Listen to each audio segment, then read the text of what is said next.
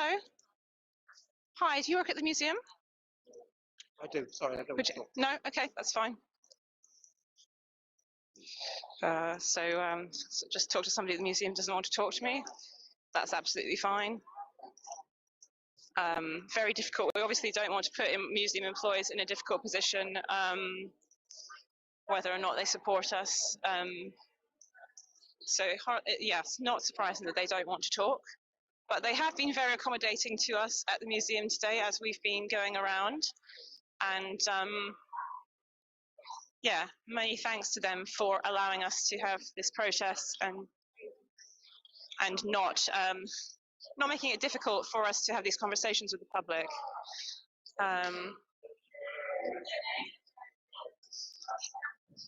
So just to remind anybody who's just joining us, this is the second part of our live stream for today, on the 7th day of the Impossible Rebellion. And we are inside the Science Museum. We've been inside the Science Museum for a number of hours now. And we're going to be around now, everybody who's been sprinkled around doing outreach with the public. And we are going to try, and if my internet holds up, I'm going to try and hear a few more chants and speeches now.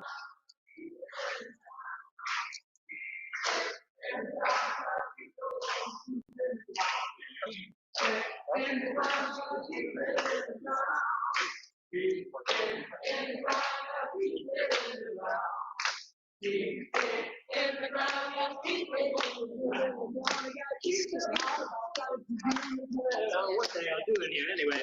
Keep it in the ground, keep it in the ground. Keep it in the ground, we gotta keep it in the ground. Keep it in the ground, we gotta keep it in the ground. We gotta keep it in the ground, we gotta keep it in the ground.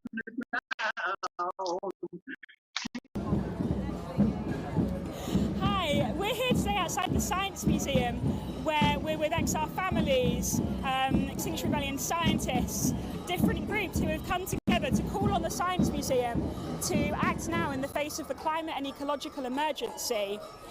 The Science Museum is an institution which celebrates some of the greatest scientific minds in our history, and yet they are still sponsored by Shell, a company which is destroying the planet and as a result of that contributing to the murder of billions of people. And it's absolutely abhorrent that the Science Museum is still accepting sponsorship from them. Now, this action is just one action in a wider 2 weeks of Extinction Rebellion's Impossible Rebellion. We're currently right in the middle of that. The week that we've just had has been focused around crisis talks. So we've been inviting the community to come to the table, to take their seat at the table, to explore what a radical change in democracy might look like, and to imagine what the world could be if we were to do the impossible and to change and do what needs to be done. What we're also going to be doing this rebellion is focusing on the City of London, and we're going to be demanding that the government ends all new fossil fuel investments immediately. Now, this is something that needs to be done. Now, we've got a government that keeps going on and on and on about the fact that it's doing so great and it's so green and it's taking great steps forward. But we're demanding that they put their money where their mouth is. We're demanding that they stop all new fossil fuel investments right now, not in 20 years' time, but right now. Well, welcome back to the outside of the Science Museum. I'm standing here admiring this absolutely magnificent pink dodo, which was delivered quite triumphantly earlier in the day to great cheers from the crowd. To me, it symbolizes the attitude of the Science Museum. It's an extinct attitude, allowing fossil fuel companies to have a platform within their museums, and for them to accept funding, as you've heard from many speakers today. So I won't go on about it, but I just thought this really was a great feature today for people to bring along, and for us to have a little bit of a think about what that symbolizes. We've heard a number of speeches while you've been away. We've heard from sort of fact-based professionals like doctors and scientists. We've heard from a gentleman from Nigeria who was talking about the devastation that Shell has caused to his country, and asking for our support in trying to help to stop Shell doing oil exploration. And also we've had some speakers that were speaking about the need for imagination and the need for a sense of longing for a new type of world, and for all of us to be able to feel that, so that we're looking at decarbonization not as something where we're going to miss a lot of things that we enjoy, but as a real opportunity to create the society of equality and opportunity for all that we would all like to see. It's winding down a little bit here. We've had the children's play area. They've been making stencils here and doing a hopscotch showing all of the different aspects of harmful activities, human activities that contribute to climate change.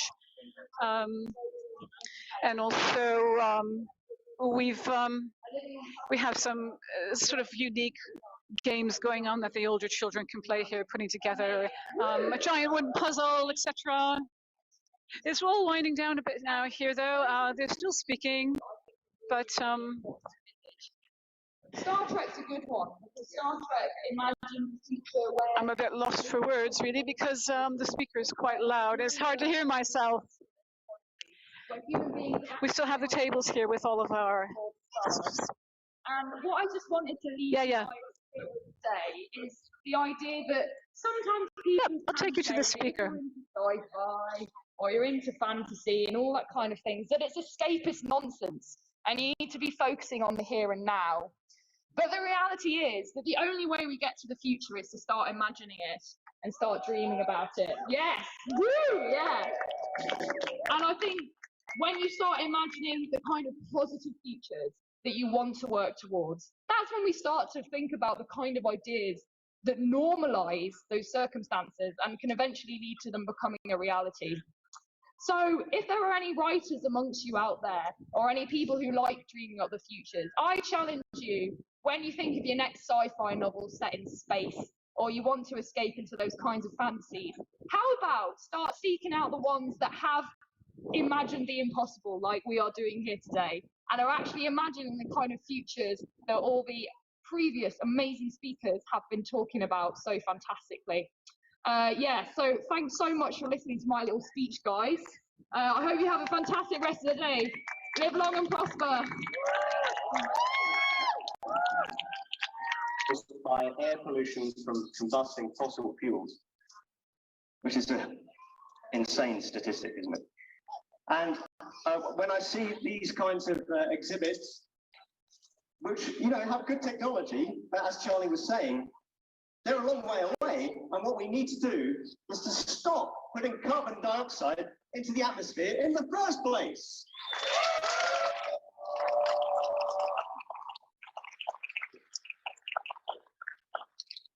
So I'm going to cut here, and I hope that the children here can lead the Extinction Rebellion chant. Can you guys say extinction? Can you say extinction?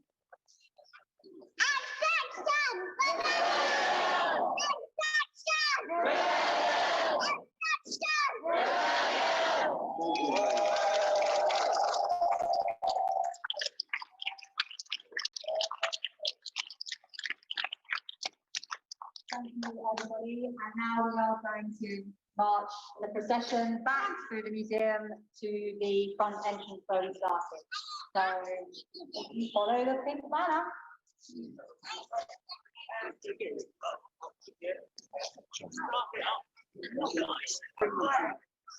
Excuse me, Charlie. Yes. I totally missed your speech on the live stream.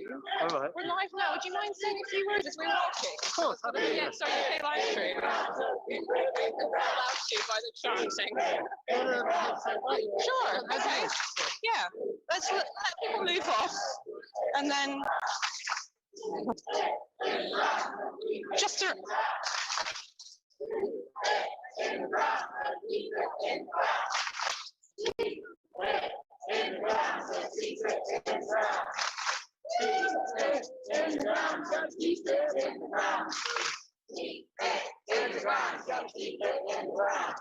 It's just a reminder, we're at the Science Museum here, and it's after closing time.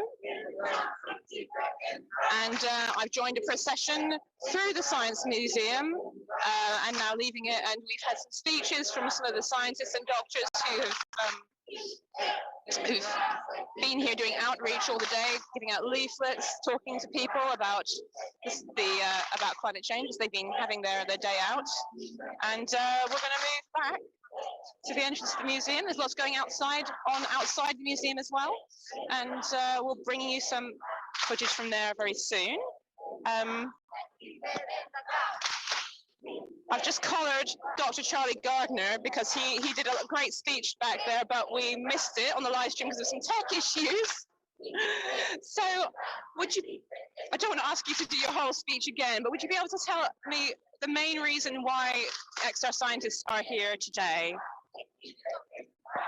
So we're here really to protest against sponsorship of this Our Future Planet exhibition at the Science Museum by Shell, who are of course a major fossil fuel corporation. Now, as a scientist, the reason I'm personally here, there must be 15, 20, 30 different reasons why Shell shouldn't be sponsoring an exhibition at the Science Museum. For me, the most compelling one is that the fossil fuel industries have an explicitly anti-science agenda. The Science Museum is a great scientific institution, yet it's taking money from an industry that has spent the last 30 years or more systematically trying to reduce public faith in science. The reason why there are people that don't think climate change is happening, the reason why there are people that know that it's happening but don't think it's important, is because of a systematic misinformation campaign by Shell and others who have funded think tanks like Global Warming Policy Foundation and others. You know, the media messaging that is suggesting that we don't need to take emergency action on climate is funded by the fossil fuel industry. So it's just deeply wrong that a great scientific institution should be in bed with an organization that has, well, or with an industry that has an explicitly anti-science agenda. More specifically, Shell sponsored this exhibition over there on the other side of the hall, which is called Our Future Planet. And this exhibition is entirely about how technology will save us from climate change. They focus on carbon capture and storage, and you know, the Science Museum is simply not telling the truth here. It is not telling the truth. It is implying, strongly implying, that the answer to the climate crisis is to suck carbon out of the atmosphere at some unstated future date with some as yet non-existent magical technologies. Nowhere in this exhibition does it say that the answer is quite simply to not put that carbon dioxide and other greenhouse gases there in the first place. So we're here at the Science Museum. We will be here all night, and yeah, hope to see more of you later. Enjoy your evening. Couldn't have put it better myself. Thank you very much, Dr. Charlie Gardner. Great to have the perspective of one of our XR spokespeople for this action. I'm going to walk at a pace now as we move our way back towards the front and see what's happening next. I wonder if there's anything outside as I jog up to catch up with the procession that we can look at. The kind of grub, they went into a chrysalis and they came out as a very ugly black butterfly. maybe one that would have been home in the underworld that I was in a little bit earlier. And they've had a few new recruits. Sorry, I'm just having a scan to see what I can cut. So the people that the Global Warming Policy Foundation work for are terrified of the government's lame-ass net zero 2050 target. They are scared because not only are we the 6th biggest economy in the world, and we're also, the UK is heading up COP, but also because in Britain lies the City of London, where a lot of oil companies get their funding. The new recruit to the Global Warming Policy Foundation is a bad news person called Steve Baker. Steve Baker is the self-confessed hard man of Brexit. Can you remember what the Houses of Parliament were like and what the news was like while the Brexit stuff was going on? This man set himself up against Theresa May's plans for a soft Brexit. This man is terrible news for us and for the climate issue. He has threatened Boris Johnson with a political explosion if he goes ahead with his carbon net zero plans. A political explosion. I don't know about you, but that sounds a bit like Trump to me. And they're getting traction. A couple of weeks ago, in 2 weeks, there were 12 articles in the Telegraph, 2 articles in the Sun, and articles in the Express, the Times, the Mail, the Sunday papers, and the Spectator, all talking about the impossibility of getting to carbon net zero. Before the parliamentary recess, the Cabinet had a meeting and they were discussing boilers and how to transition to carbon net zero. We don't know who the global warming policy people.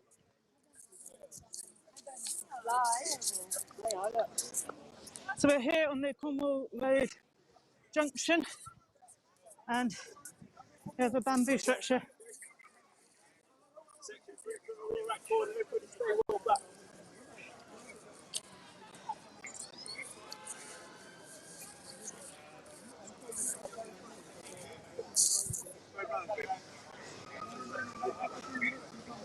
So this is the junction of Cornwall Road. Oh, the van here. Looks like there's a level on the top of that. We've got spanners out to the side here.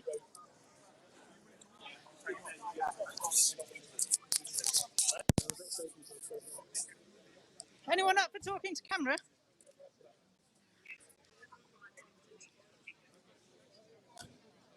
So Extinction Rebellion have a bamboo structure in the middle of the road.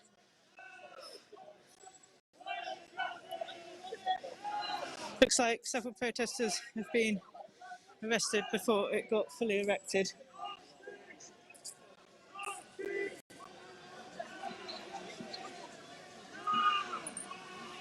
Just going to head over here and see what's going on over here.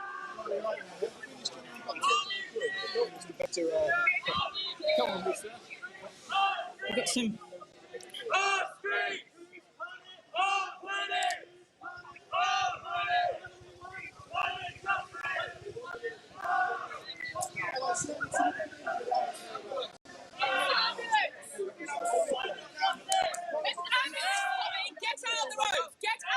Okay, so let's see what's going on inside the Science Museum.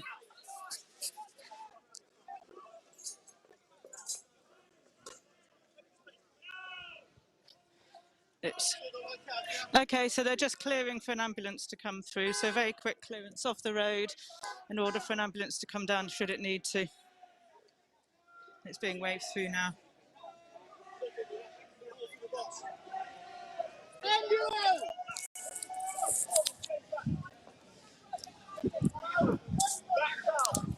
Yeah.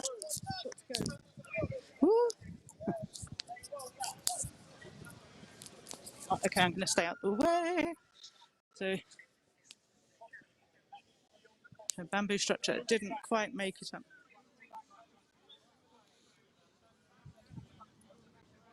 So it's got a clear run through. The ambulance is able to get through.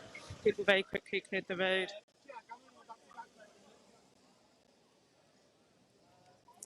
We're just outside the Science Museum. It's on Cromwell Road, on the junction with Exhibition Road. Some banners blocking the road here. There's a banner blockade here, large truck here, and I can see one rebel on the top of the roof of the truck. The actions today have been outside and inside the Science Museum because it has Shell funding. I think it's a climate exhibition. It's the call is to stop taking fossil fuel funding for the arts and education, and to stop investing in all new fossil fuels. Very simple ask, which Extinction Rebellion are calling for during this rebellion. It's a 2-week-long rebellion, about a week into it now. It's exhausting. They are doing actions every day, and it's not just one action a day. Sometimes it's been like 4 actions in a day. Just going to see if protest over here is up for doing an interview. Excuse me, are you up for talking to camera at all? Are you up for talking to camera? Sure. That's away from me, please. That's loads of space you can work.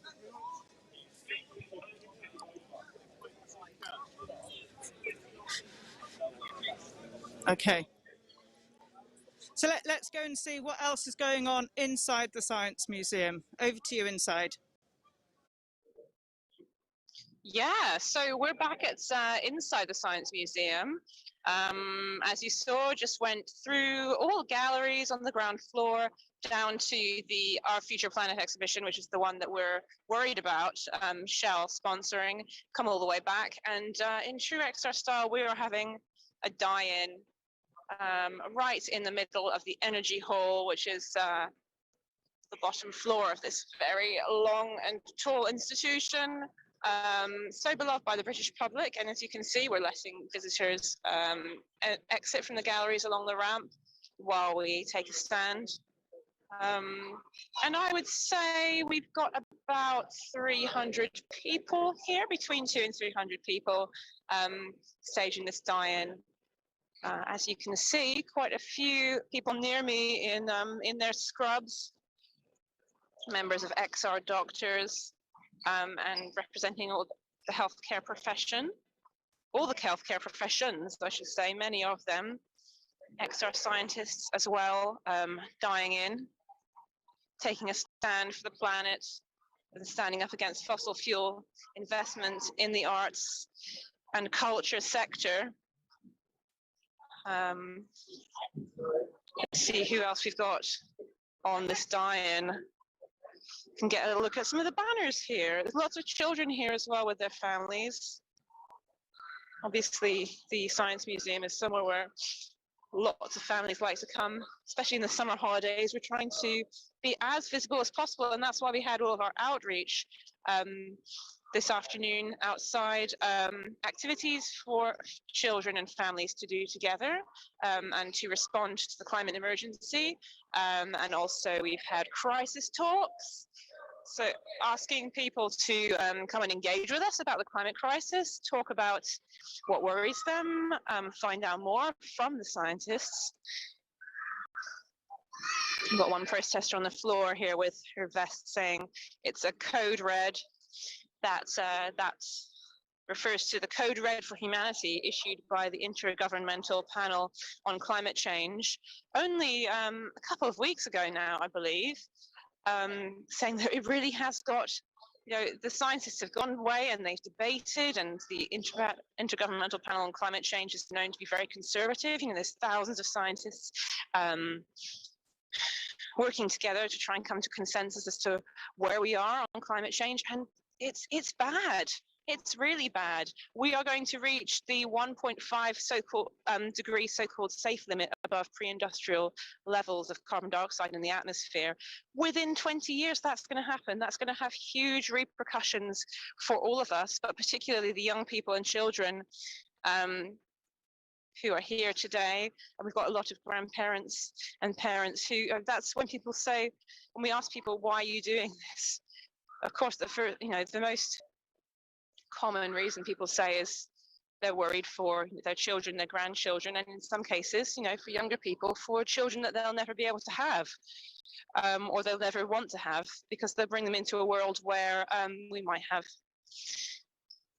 extreme famines across the world from crop failures as the climate warms and becomes wetter in a lot of areas and not great for agriculture. We're seeing catastrophic flooding. We've seen it in Germany with over 200 people dead, and that might not actually be the final count. We've seen floods, really bad floods in China this year as well. And of course, we had the Chinese action that you probably saw on our earlier live stream. And wildfires all over the world, temperatures soaring in Siberia to +30. I mean, this is just the beginning. So that's why we're here. I don't want to labor the point, but that is why we are here. We're saying Science Museum, you've got to really look at the scientists, look at the science, step up. And yes, we want to have a debate in the museum. We want to have exhibitions, but we cannot be letting fossil fuel companies call the shots on those exhibitions. They are hugely culpable for ecocide, which means crimes against the environment, and also crimes against communities in which these extractive projects are taking place. I can hear some drums, actually. Yeah, I can hear some drums. So I think the samba band is coming to the Science Museum. We're going to cut there and see. I can see them out the window. Let's go.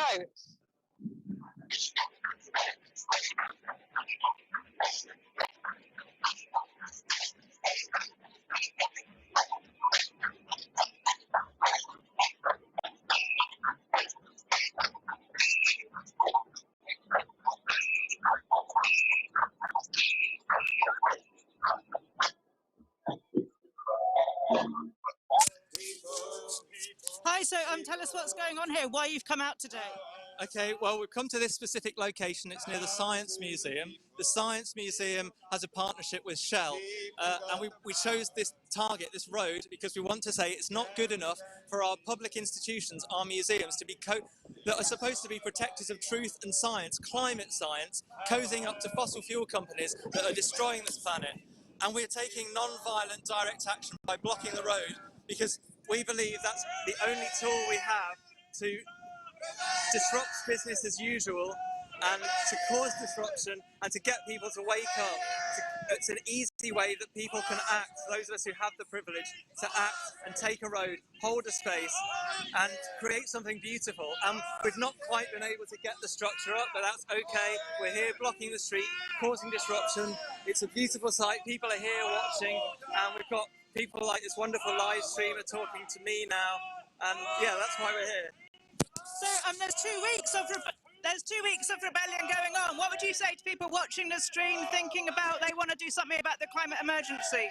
If they want to do something, please get down to London while you can, if you're able to, if it's safe for you to do so in the pandemic. There's plenty of stuff going on in London. Each of these days of this coming week will be targeting the City of London in particular. So you can come and you can say, no, it's not good enough to be financing the fossil fuel industry.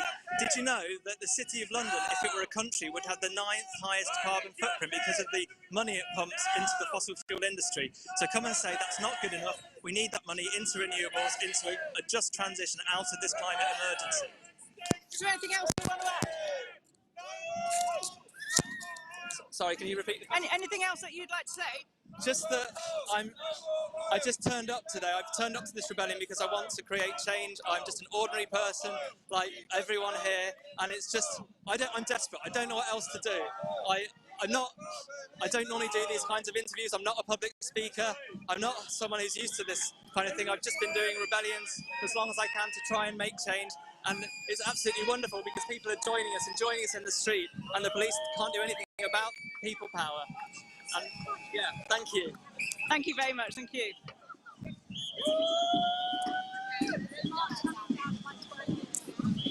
The Samba band is arriving.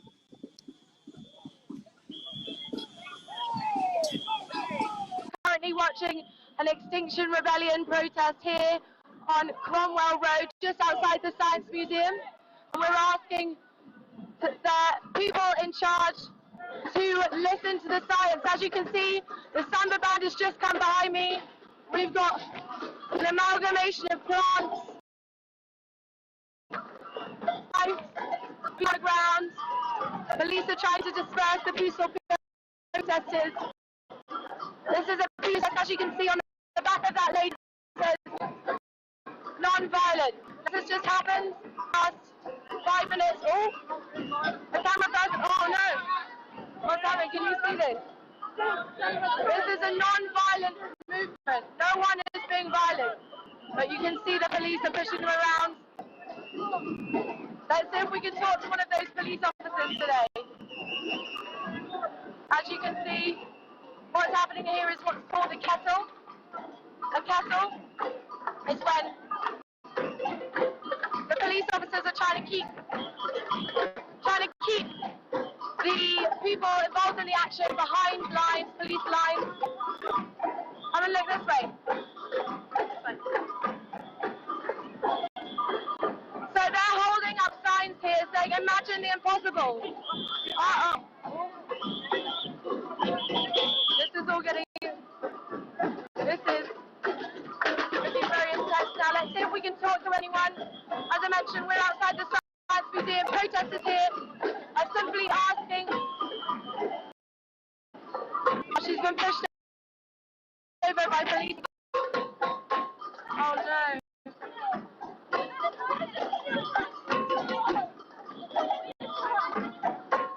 So we're not gonna.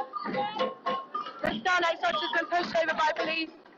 Her leg is now bleeding.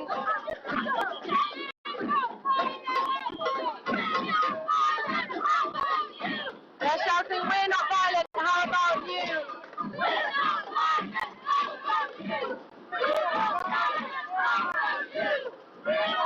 Hi, can I ask, do you have anything to say? Do you have anything to say about what they're saying today? What's it about climate change? Do you feel safe? I think it says a lot. I was just asking police officer here to comment on what's happening. He's not saying anything. Do you have anything to say at all? No. I think it says a lot when the people that control and support government around us are saying nothing. This is very, very telling. This lady next to me has got blood now leaking down her leg because they're being pushed over by the police. And they shoved her to a ground like a dog.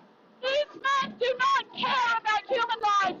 We come here to be non-violent to save our children's future. And they're part of a system that destroys people and doesn't care about human beings. And I am disgusted at this behavior. And what I'm more disgusted about is the climate ecological emergency that's going to do a hell of a lot worse to her than what the guys have done. If you had a chance to talk to the people who can make a difference and stop this from happening, what would you say? My daughter is going to suffer a lot worse than bleeding knees with the climate crisis that is coming. This should shame everyone in power that we have to come and beg and demand and rebel to save the future. They should be looking after our children. Instead, they're doing that to her, and it's only going to get worse. So step up now and do your duty. Protect our futures. Act now on the climate and ecological emergency. Thank you very much. Thank you. They threw me down. If that isn't violent, I don't know what is. We are non-violent. We are here in peace. And you oppress us and you commit violence against us. And I hope you can sleep at night knowing what you do to people. I hope you can sleep at night.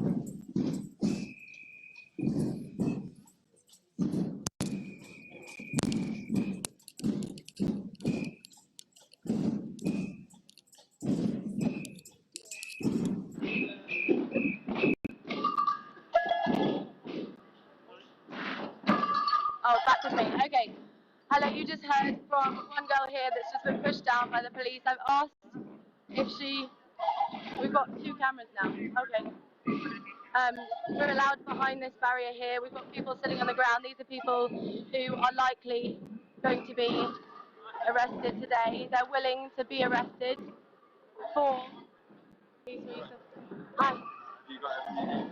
I'm just finding out if there's any interviews. Maybe I could chat to you for a minute. Yeah? Brilliant. Hello, everyone. If you're just tuning in, we are outside the Science Museum asking for the people in power to listen to the science. The science has never been clearer. We are in a code red for this beautiful planet that we're living on. We need change to happen now. With me, I've got George, who we spoke to yesterday. So you might have seen George yesterday, but if not, hello, George. Would you like to introduce yourself? Yeah, my name's George. I'm basically from London, but I live in Bristol now. I've been here with my 10-month-old until lunchtime today, and he's gone back with his mum. So I'm a bit freer now to rebel. And we're here at the Science Museum because companies like Shell continue to buy social license for a giant crime against humanity. Like a crime against humanity on the scale that even Stalin couldn't have imagined. You know, like the worst thing, you know, Hitler, the worst thing that we possibly imagine. Even they didn't devise a means to potentially destroy the entirety of life as we know it. You know, and I don't mean that in any way to belittle the incredible crimes that have gone on in the past. They have been horrific, many of them. But what we're up against is at such an enormous scale that we almost zone out, you know. I know people have heard that Eddie Izzard thing where he talks about how, like, you know, somebody kills one person and they're a murderer and it's terrible, and somebody kills 15 people and they're a mass murderer and that's even worse. And, you know, you get to the millions and the billions that, you know, we can't really process that. And I think this is a big part of why more of us are not taking action. You know, this is not just some fringe scientists, by the way, saying code red for humanity. It is the intergovernmental panel of scientists. So everything that they publish in their summary for policymakers is agreed line by line by governments. And these are governments that don't want to agree to a lot of that, right? The scientists can prevent the governments getting rid of stuff that is clearly, obviously scientific. So when we talk about the IPCC science and the IPBES science, which is just as important, because it's not just climate, it's the rest of nature, talking about science, like I say, that every single government has, somewhat under duress, agreed to. So there is no way out of the predicament we're in other than the necessary action. And because the necessary action we should have been taking 20, 30 years ago wasn't taken, that's why we're in a code red. That's why we see unimaginable catastrophes befalling hundreds of millions of people across the world at the moment. And I might have said this to you on the live stream the other day, but for me, the key statistic we need to share as far and wide as possible is that 92% of the excess carbon emissions in the atmosphere are from the rich countries. So more than 9 out of 10 particles of carbon beyond 350 parts per million, which is what's really causing this catastrophe, came from the rich countries. So when people are being told that China is the problem, so even if you do care, there's not really any point because, you know, what we do doesn't matter, that is simply not true. The rich countries have to take responsibility for this crisis. And again, you know, in the intergovernmental forums for the last 25 years, in the UNFCCC process, the COPs that you hear about every year, they've agreed to acting based on historic responsibility and ability to pay. And because the rich countries still have 60%, less than 10% of the world's population, 60% of the world's wealth, right? So the cause of this crisis is the rich countries. The source of the funds primarily to address it is the rich countries. And unless the rich countries do everything they are meant to, then the same PR companies that are working for companies in the rich countries and the poor countries are going to go around going around the world doing what they're doing at the moment, which is saying in every other country in the world, quite reasonably, why should we take action? Because the rich countries aren't taking action. Meanwhile, we're being told there's no point in us taking action because the poor countries aren't taking action. China's not taking action. This is the most unimaginably catastrophic and murderous vicious circle the world has ever seen. And we have to break it. And the only way we break that is by demanding that our governments in the rich world do what they have to. There'll be some people watching this that will feel a bit outraged by what's happening today because they'll be saying, well, our government is doing something. For goodness sake, they're orchestrating, they're facilitating the COP26, the conference of the parties, to get people to talk about climate change and come up with a solution. They are doing something, so we should just leave them to it rather than be disruptive. What would you say to those people? As the science makes abundantly clear, doing something is irrelevant. Doing what is necessary according to the science is the only thing that counts. You know, and this, I don't know if people saw. I'd hugely recommend go online, look up XR Grandparents ITV. I'm still slightly reeling from what feels like a sort of surreal experience, because you actually had a presenter responsibly presenting what was going on. And what he said is, well, you know, he was talking to these grandparents, you know, one was this, I think, 65-year-old grandparent, the other was a 93-year-old great-grandparent, you know, retired teachers, university lecturer, you know, like, I think, you know, everybody is respectable in my book, but, you know, these are clearly people sort of respectable in mainstream eyes. And the presenter, for once, actually, like, almost called out what the government does on every single issue, namely that there's a big something terrible is going wrong, loads of people are suffering. The government comes out with some comms saying, we spent 73 million on this, or we spent 126 million on this. You know, all that counts is not them doing something, but like I say, them doing what is necessary. And then doing everything possible. And more to the point, like, if they are going to say that they are a climate leader in the world while not doing anything like what the science demands, then that puts absolutely no pressure on any other country on the planet to deal with the science demands, right? Because if they're the climate leader, all they have to do is what the UK does, which is say, we're going to be net zero by 2050. And this is, and beware, this is the entirety of the COP success narrative that they're trying to build, right? That you see Alan Sharma being interviewed this, he was like, when we started this process, only 40, I think it was 45 or 35% of the countries had agreed to net zero 2050. Now we're up to 65 or 70%. We can get to 100 by COP. Claiming that you're going to do net zero by 2050 means absolutely nothing. I mean, A, because they're not even on track to meet net zero 2050. B, because where you are in 2050 is utterly irrelevant. It's about the amount of carbon you emit between now and then. And C, most importantly, 2050 bears no relationship to 1.5 or 2 degrees. You know, we have terrible feedbacks in the system, you know, quite apart from the horrific crimes against humanity that are going on, suffered largely by poor people. This thing is running away from us like mad already. We've seen terrifying melting in the Arctic. We've seen really disturbing science coming out of University College London, suggesting that the Amazon might be really close to a tipping point, where the entire Amazon forest, which is very near the equator, right? Like, the only reason it functions is because it has sufficient scale and integrity to keep that rainforest going, to keep that water system going. And that water system is, you know, not only is it vital for storing carbon in the world, it's vital for the water cycle for North America and Europe as well. You know, even if you have a purely self-interested view, which I think deep down most people actually don't, but even if you do, it is in our interest to do what's required. And going back to what I was saying before, you know, and Bolsonaro does this, right? He comes out in the media and says, well, why should we not chop down our forests? They did it, the rich countries did it. And what kind of argument do we have? Like, unless we're doing everything we can to, like, rewild our nature, to reforest, to do everything we can possibly do to undo the harm, then he gets away with that, right? Like, evil dictators always hang their propaganda on hooks of truth. And exactly the same in 1920s and 1930s. You know, it's the same with Trump. You know, Trump came along and said, you know, these elites, they don't care about you. Look at this stuff that they're doing, make themselves richer. It's true, right?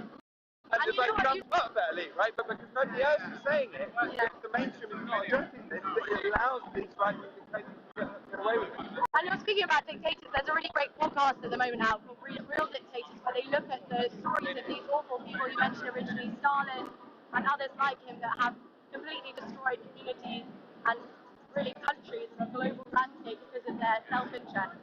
And one of the things that came out in those spaces was the tactics, like you said, using propaganda to be able to try and belittle people who are trying to make a difference, saying that it's discrediting them. You're seeing that with our government now.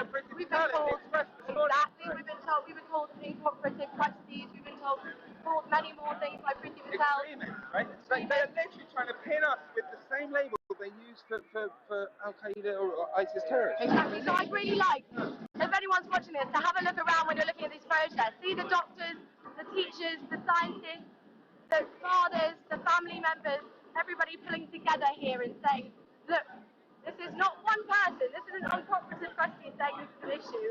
This is thousands and thousands and thousands and thousands of people that you are blatantly ignoring for totally inane reasons. It really just seems mad. It seems mad. And we cannot say this often enough. Just like Greta, all we're saying is follow the science.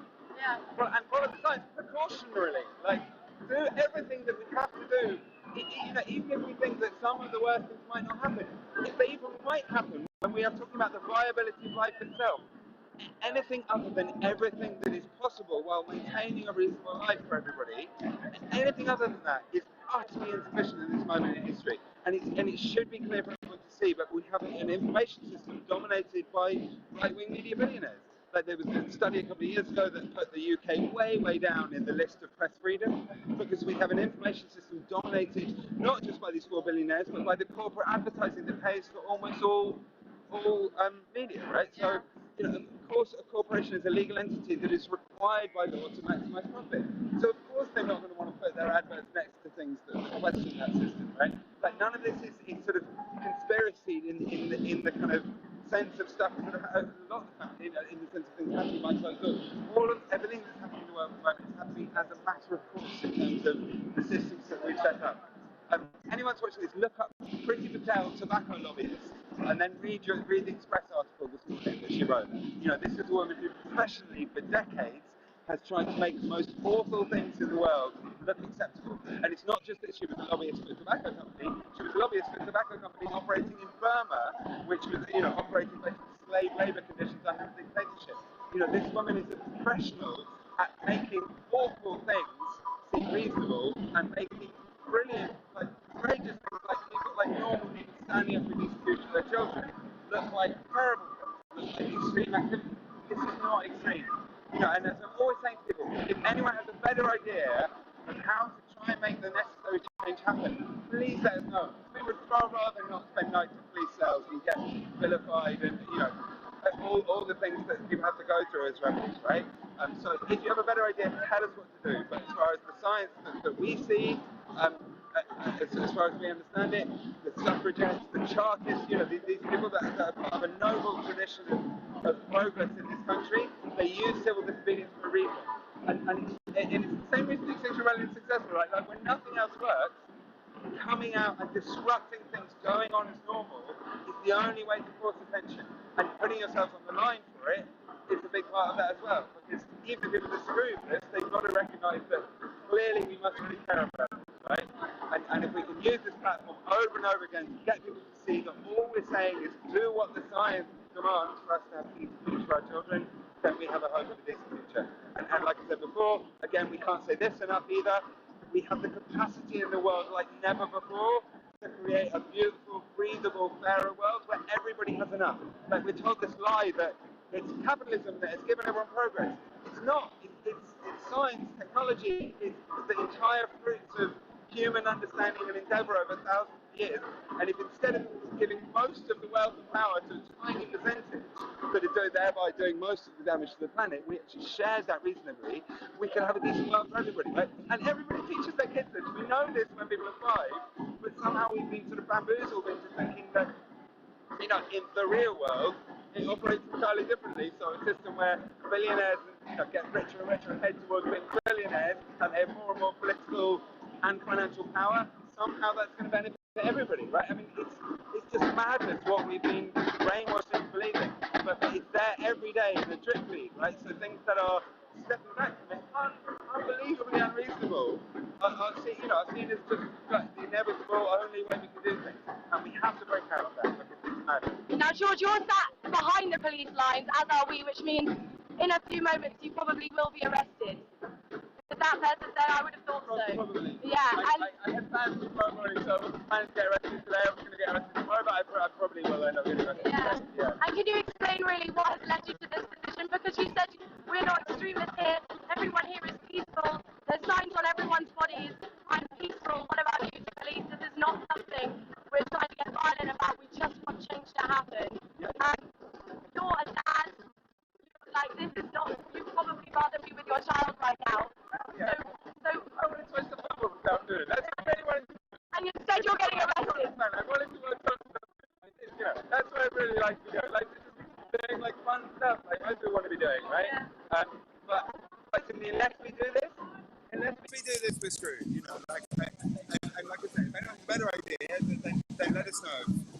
But peaceful, non-violent, disruptive protest is pretty much the only thing that's changed issues like this in the past. So that's what we're trying. And let's face it, the awareness of climate change, the demand for much more urgent radical action is at a far, far greater level than it was 3 years ago. That's why we've seen so much acting from the government, right?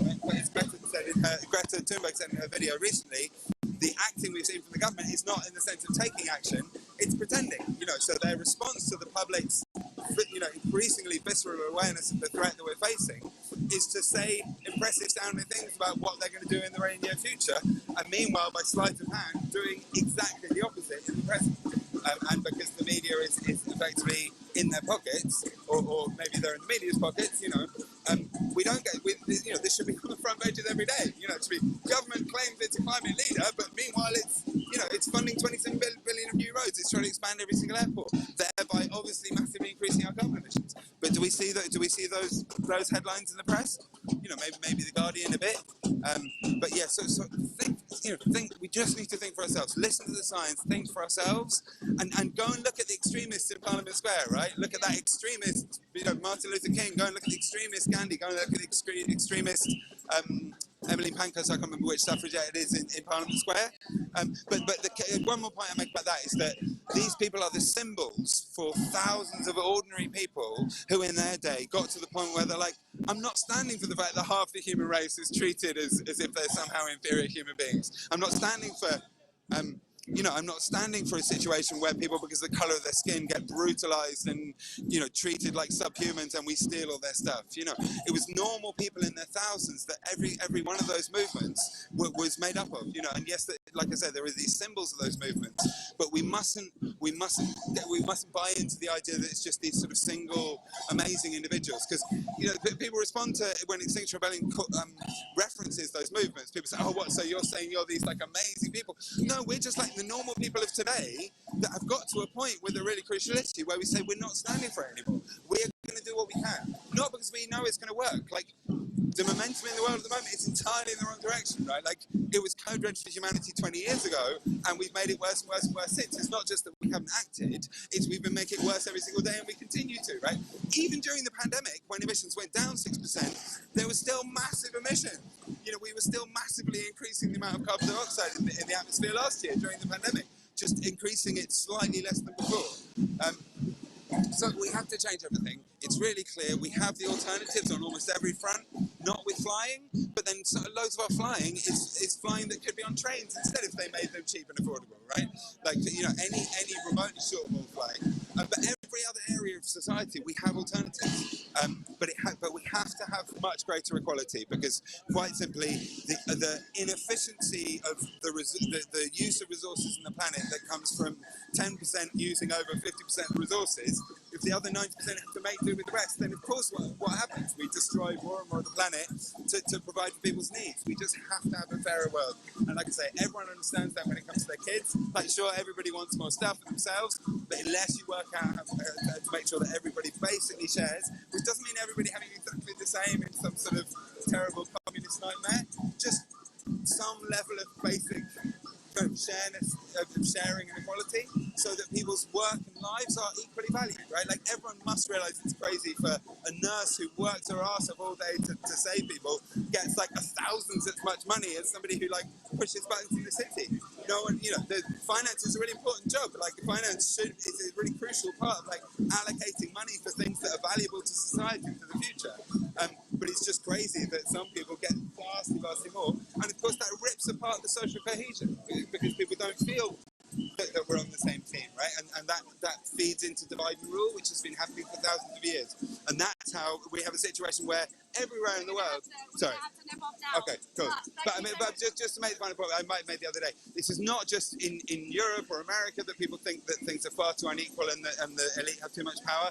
In Russia, in China, everywhere in the world, we all basically agree with each other. So let's bring about a better, fairer world. Thank you so much. Good luck with the police today. No, you said a lot of very powerful things. Thank you very much, George. And I will... Who just said that? Oh no, okay, right, let's go. And then maybe I'll have a say on that. Just watch your feet. Oh God, let's not cause accidents.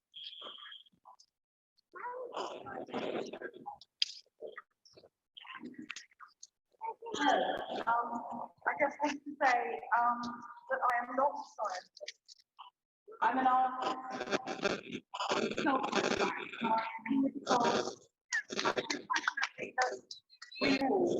I everybody, we need to listen to the scientists.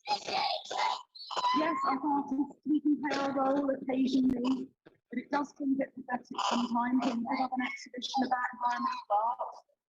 We have to listen to the scientists, so I'm here to honour all the scientists and all they're doing.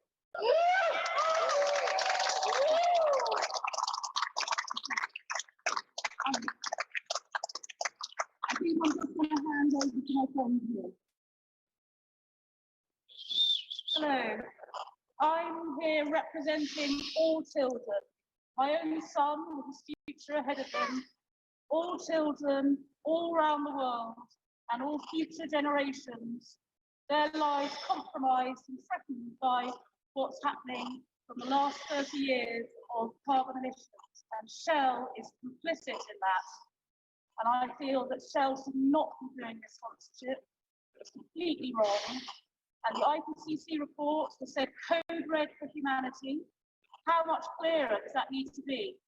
So I plan to stay here the whole night, if it's all possible, to make my point.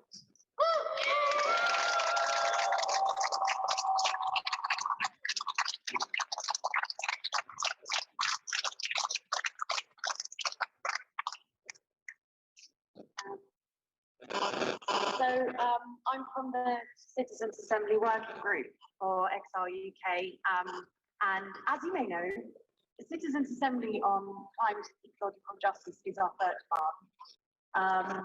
But more on the personal note first, it's really emotional being here, and as a woman in her late 30s, it's very, very painful to see small children, not because I don't like small children, I love children, but because I'm not going to have it, because I don't think I can, in good conscience, put more life on this planet now when I don't trust that there is going to be a future for my potential children. And this is a really difficult thing to come to terms with. I don't think the likes of Shell give a flying hoot about that sort of emotion. Lots of my friends come to the Science Museum with their children, and as much as I'm delighted for all my friends who are all having babies right now, because that's the phase of my life that I am in, it's also extremely painful because I worry about them, I worry about those children, but obviously also I wish I could have children of my own. But anyway, so that's one of the reasons why I'm here. Obviously, also, one of the reasons is that it's a complete joke that Shell is sponsoring this exhibition. To bring it back to citizens' assemblies, there was a citizens' assembly last year. It was called Climate Assembly UK, and it was wholly inadequate because it was going by the target of 2050, net zero emissions by 2050, which, as probably everybody in this room knows, is total nonsense, because it will not keep us below 1.50 degrees temperature increase. But what was very interesting about that citizens' assembly was that even though they weren't presented with adequate information, as in they were presented with information that was going to the 2050 target, they all agreed that carbon capture and storage was technology that is high in the sky at this point in time. That the time needed to make any of that kind of technology viable and actually do what it needs to do on the incredible scale that it needs to do it, it's not going to happen. So the Citizens Assembly, which are people like you and me, they're not scientists, they are people worrying about their own future, the future of their loved ones, the future of their children. They said, no, we are not willing to rely on that sort of fantasy, of that sort of myth that something will get invented for us that's going to remove all this carbon from the atmosphere. We know what needs to be done. We need to stop emitting. And that's why I think that exhibition over there, even though it does sort of say, yeah, we should also maybe stop emitting fossil fuel carbon dioxide, But it's okay because we have all these amazing solutions. It's total nonsense. And the power...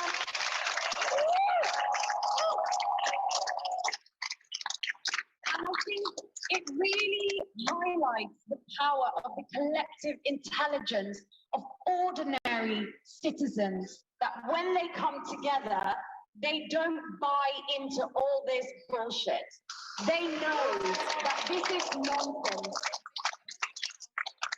So this is why I think all our demands are extremely important. Tell the truth, act now, but we also need to decide together. Ordinary citizens need to be part of this decision making of how we are going to fix this total shit show.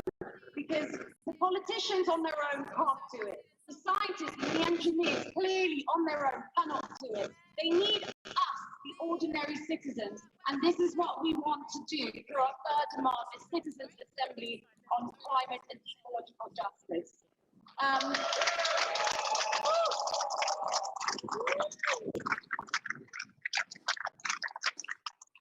Sorry, I'm really used to talking about Citizens' Assemblies, but this is really emotional. And there's lots of emotion here, which is wonderful. Thank you so much for being here. We give our talk about citizens' assemblies and the sort of technical side, not less emotional. So every other week, so come talk to us and we will ask you so we can.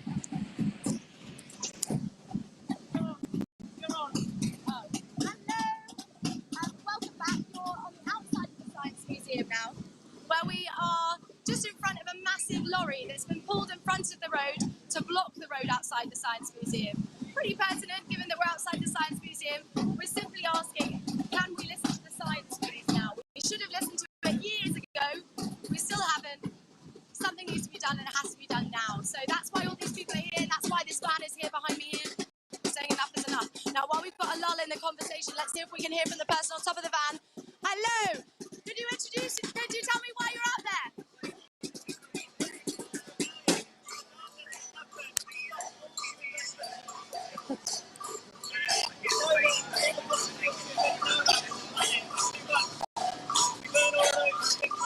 Now, you can't hear him. I'm just going to repeat back what you said because we can't hear you all that well. So what you said on top of it is we're here to demand that the government stops investing in fossil fuels. Was that right? I think that's what I heard you say. Now, this man on top of this van is probably going to get arrested today. And that's not something anybody wants to do here. It's not, you don't have to be arrested to be part of Extinction Rebellion. But these people have made this choice because they really feel like this is the last desperate attempt to try and get the people in power that need to make change, make that change. We've heard too much talk at this point and not enough actual action. And if you're wondering why on earth is she saying that, you know, we've got the Conference of the Parties coming up in Glasgow. Don't be silly, lady. There's lots going on. We're doing enough. Let me tell you that really, whilst it might seem the case, it's definitely not the case based on our track record so far, where the UK has been investing so much money into the fossil fuel industry, which is exacerbating the climate crisis. You'll hear a lot of people talk today about ecocide. That is where people are committing atrocities that worsen the climate crisis and that ultimately end in devastation for everyone. These people around you here, this might seem extreme that they're here about to get arrested, but if they're not arrested here in a few years, who knows? What will the extreme weather conditions, the extreme weather events do to us as a society, to us as individuals, and us as a community? We already know. Let's just run over some of those things that are happening before we talk to the man on top of the van again. Some of the extreme weather events that have been happening around the world. We've talked about Canada, Kuwait, and America, those places that have had the worst or the highest temperatures on record. We now have 23 countries that have had over 50 degrees heating. That might not seem that much. In fact, it might seem quite nice, quite tropical, but actually that kills people and is responsible for killing 5 million people a year. 5 million! That's so many people. In addition, Sri Lanka, Mexico, Bhutan and Nepal have had massive flash floods, which have led to landslides, which has led to people losing their homes, livelihoods, and they have not had a reason to continue living. So is this extreme? I ask you, probably not. What I've just explained to you is extreme. These extreme weather conditions that are perpetuating frustrated by governments like ours here in the UK, and by, frankly, places like the Science Museum that are facilitating meetings with Shell, who know full well the devastation that they are doing by pulling fossil fuels out of the ground and increasing carbon emissions by exorbitant amounts. So let's chat to the man on top of the van one more time. Again, this van over here. I'm going to have to repeat what he says because we can't quite hear him. Could you tell me a bit more? What's got you standing on there? I'm going to repeat back what you say. He's got 2 young children.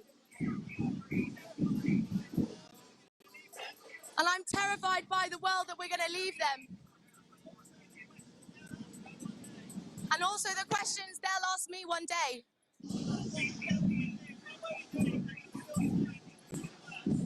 And what were we doing when we still had time to prevent the worst? Thank you.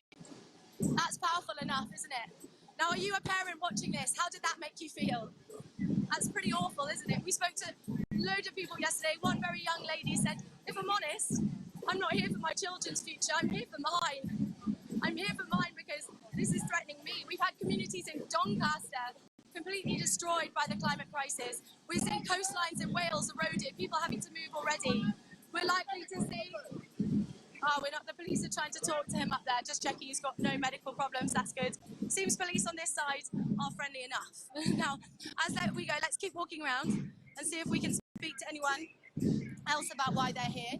I can see that there's a big dead dog here. Guys, are either of you happy talking on camera? Yeah, amazing, brilliant. My name's Alice. Could you introduce yourselves, please? Sure. Hi, I'm Ruth. You're Ruth? Abigail. Okay, why are you here with a dead dog? So it's a dead greyhound. So we're Exile Waltham Forest, so it's our local symbol from Walthamstow Dog Track. But more generally, been here listening to really inspiring speeches from climate scientists, from all sorts of different people, and just feel really hopeless at times that our government isn't taking action, isn't doing the things it needs to do when the science is so clear, and so feel like the only safe reaction is to come and disrupt business as usual. Now, you've got a dead animal on your back. For me, one of the things that really is emotive is knowing that we've lost 68% of the world's wildlife in the last 40 years, and likely in the next 40 years that's going to be even worse. We know that about 100 companies are responsible for 71% of carbon emissions, and we know that when we see these horrific things happening on the news, where entire communities are being destroyed, coastlines are being eroded, sea levels are rising and completely eradicating countries in the Pacific, things like that. I'm hearing all these things, these statistics, these huge moments happening, and knowing that our country is one of the richest nations is really funding that destruction.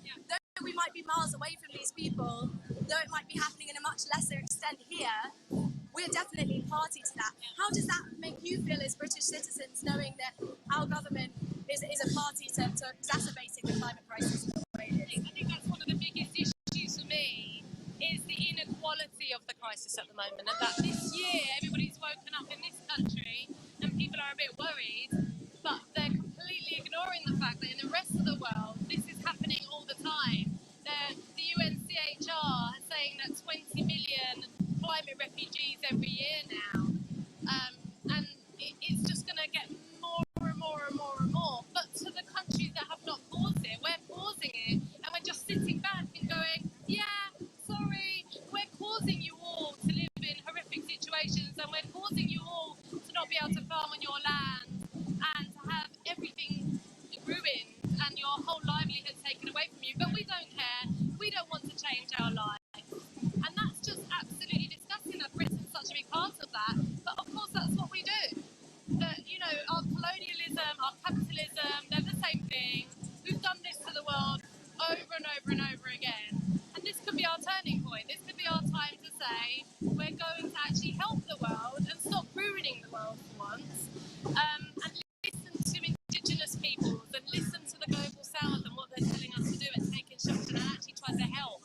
Why don't we do that? Why don't we stop being the country that causes the destruction, funds everything from blood money? Why don't we turn that corner?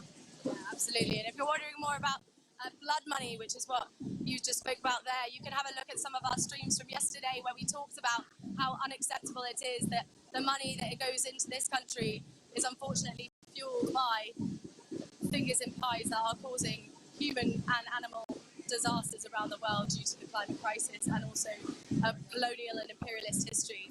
Now, I wanted to touch on what you just said there for a second because you mentioned that they're saying we're doing all this destruction elsewhere. I don't know about you, but I've never seen the government say, oh, we have anything to do with the destruction in Kuwait or the drought happening in Pakistan or all of those things. Our government has never come out and said we're responsible, let's do something about it. It's very single-minded of what we can do in the UK, or like it's not like we need to prevent our devastation without acknowledgement of that bigger picture, which is really problematic. I think really problematic. What was the moment for you that you realised that we had something to do with this and that you felt the need to actually come here? You're within, so for anyone watching who's not quite sure, we're within a kettle right now, which is where we're surrounded by police, and they're slowly going to be picking out protesters and arresting them. So everybody within this space is likely to be arrested. So that includes the two of you and this dog today. What is it that made you realise you need to be here? I think it's sort of, I feel like climate change is something I've been aware of for a long time. I've, had lectures at university where people have said, your generation needs to do something about this. And it's kind of, I feel like it was one of those things that niggled in the back of my head for a long time, and I felt worried about it, didn't know what I could do.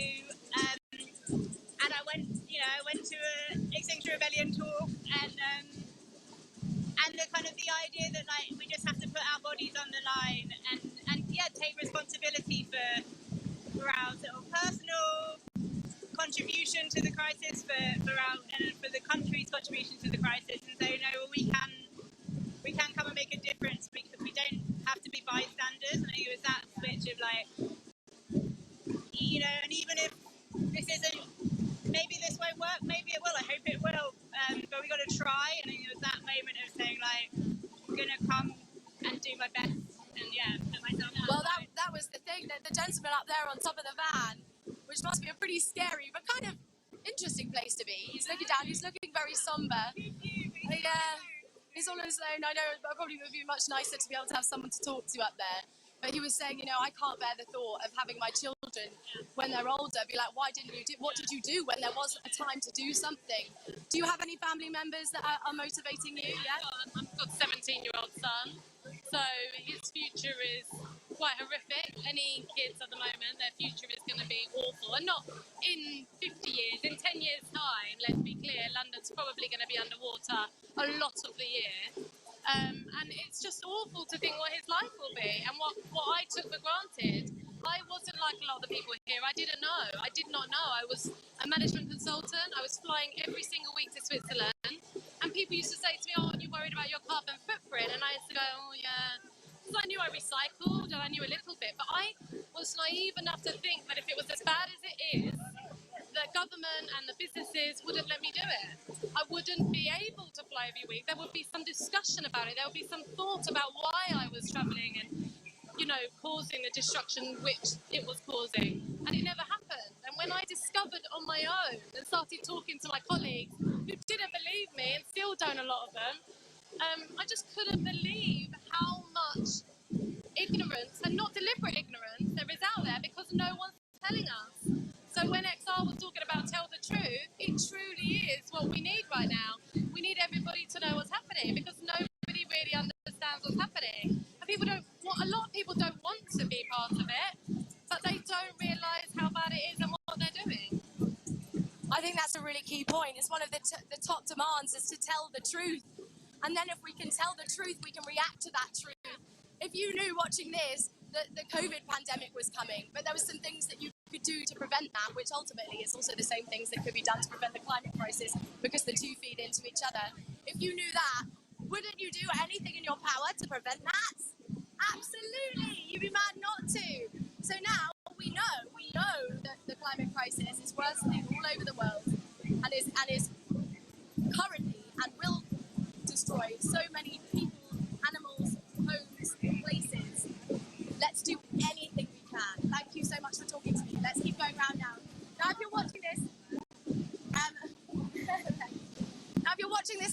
tuned in and you're thinking, where on earth are you? There's lots of noise. I don't like it. Let me explain.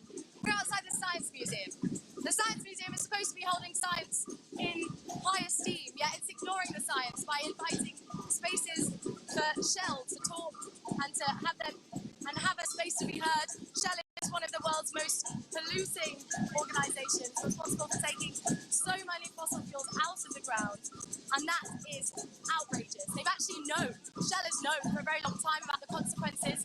We just spoke to two ladies over there who were talking about how they didn't have the privilege of that knowledge for the same amount of time as Shell has. If they had, perhaps they would have done something sooner. We talked to George earlier, who was explaining if there is anything that you think that we could do differently that isn't sitting on the street and trying to cause civil disobedience completely peacefully, please, please, please tell us what they are. So if you're watching this, please add your opinion in the comments. If you disagree, wonderful. Please be cynical. Ask the questions in the comments. If you're watching it and you know a bit more as well and you can respond to those comments, please do. Let's get the conversation started. Let's see if we can mobilise together.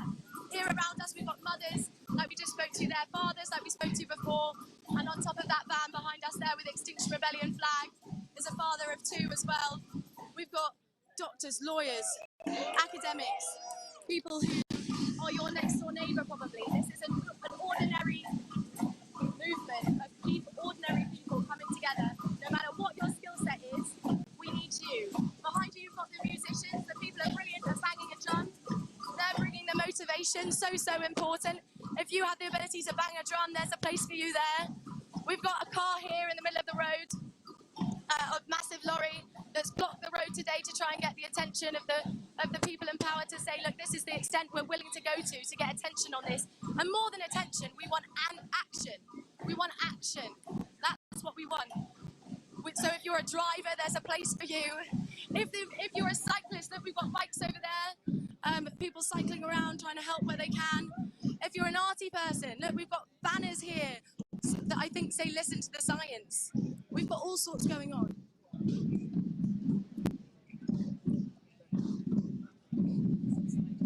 Oh, we're inside now. You also see those people inside the Science Museum as well. So if you're wondering why I went quiet for a moment there, just checking the footage to see where we're in. We can see people are locked on inside the Science Museum. If you're wondering what a lock-on is, that means that they have chained themselves to something with the intention of staying there as long as possible. Why would they want to stay there as long as possible? Well, so that we can talk about it for as long as possible. The longer they can stay there, the more we can talk about it, the more headlines we can get. We've spoken about before how the news media really struggle. They really struggle a lot of time to report the climate crisis in the way that it is. Have you seen the headlines this week? Oh my goodness! There's been some headlines talking about waste. There's been, oh, we're inside again.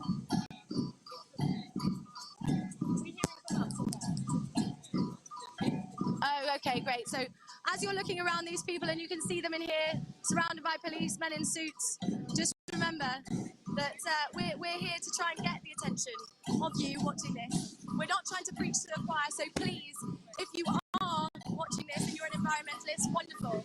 But we want to get this message far and wide and get as many people involved as possible. We want as many chairs at the table as possible. Everyone is important in this, because this is not a divisive issue. This involves all of us.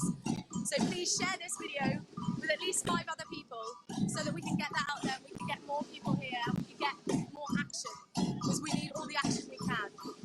So as I was saying, you're probably looking at, oh no, you're looking at me now. Wasn't sure. You'll be going between here and also the inside of the Science Museum where there are people locked on, trying to talk to those people at the Science Museum saying, why are you facilitating a fossil fuel company that's so responsible for ignoring the science? If you knew the science meant that we're in a code red, why on earth are you pulling fossil fuels out the ground? Yesterday we had the Blood Money March. Today we are talking about the UK's imperialist and colonialist history. Oh, the police are moving in now, it seems. So, asking people to move up. Let's see if we can talk to anyone. Hi guys, can I ask you to say move up to the light? No. They don't want to speak to me apparently. What does that say? When people in power, and these people really do have power, the police, What does it say when they won't say anything about the climate crisis or about how they feel? This involves them too. No matter what your stature.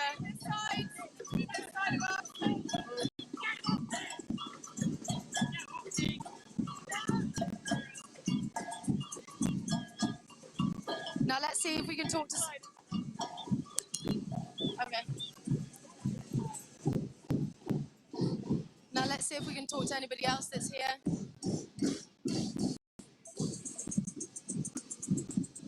Yeah. Oh, brilliant. Hello. Nice to see you. We've got another future arrestee in our site here. Would you be able to introduce yourself? Yeah, I'm Stripe. And you're Stripe, fantastic Stripe. And why are you here?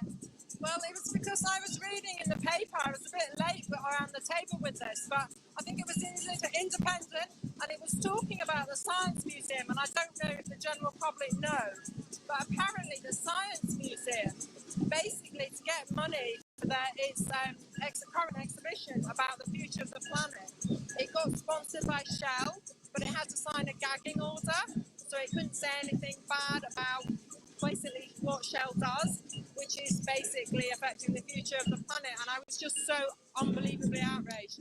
I mean, I'm a parish clerk, I have a very conservative job, and I work for local councils. I don't easily break the law, but I just felt like so much is happening at the moment, and it's just not in the press and in the media, and I felt I needed to make a stand. Now, there'll be a lot of people who are quite surprised by what you just said, because for some people, Extinction Rebellion seems like an extreme movement of people that don't really know what they're talking about. If you've been looking at the climate crisis and seeing how many politicians are wrapped up in this world of planet polluting, you'll realise that that's probably not something that you should be so feeling safe about, that the government's got your interest in hand. There we go. Could you offer any insight from somebody who does work for your local council and things like that? Well, I work for local councils, so we're like the first tier of local government. We're the parish and town councils, and a lot of that, basically, to start with, parish councils don't get paid, so they're not in it for the money, they're not in it for the publicity. They are trying to protect their communities. The community I come from floods. We've got grouse shooting on top of our moors, which is destroying our moors, which is, basically the moors, the peat bogs are the carbon sink. And so our councillors are really concerned about it, and they're really concerned about it because the residents are really concerned about it. I mean, literally our town has flooded 5 times in the last 6 years. It's really shocking. So I think that at a local level, the first tier of government, I think some of those people really do care, but I think by the time it reaches Whitehall, it just becomes so confused and so corrupt and so much to do with self-interest. I mean, when we had COVID, and it's still nearly at the top of the news items, but we're in this climate crisis, and it doesn't even get mentioned. I mean, I think the BBC News itself probably has a gagging order because it just refuses to mention it. And I don't want to be one of the people that just sits there and says, oh, I didn't know what to do, or it wasn't that bad. We are the generation that it is our fault, and the previous generations, and the very least we can do is actually try and get that word out there. No, you said it is your fault. I've been thinking a lot about this lately, because I think my mother is quite upset sometimes, because she sort of feels sometimes like I'm accusing her of destroying the world, but she obviously didn't know. She didn't know about the level of the climate crisis, or the fact that we were exacerbating it. She was an air stewardess, so she would go all around the world and had no idea that the consequences of that were huge. It's not. When we're talking about companies like Shell, they've known for years, I think it's 30 years, isn't it, or something even more than that maybe, that the consequences of what they were doing is actually making things a lot worse. There's a great book called Merchants of Doubt where it talks about how just by making people feel like, well, these companies, although they do awful things, they set the fire, they also provide a little bit of water to put out as well, because they're contributing money towards places like the Science Museum that are telling people that they need to do something. So in some ways, I feel like by doing that, they're trying to tell us that, this needs to be something that we need to focus on. We'll literally help you do that in some way. It's kind of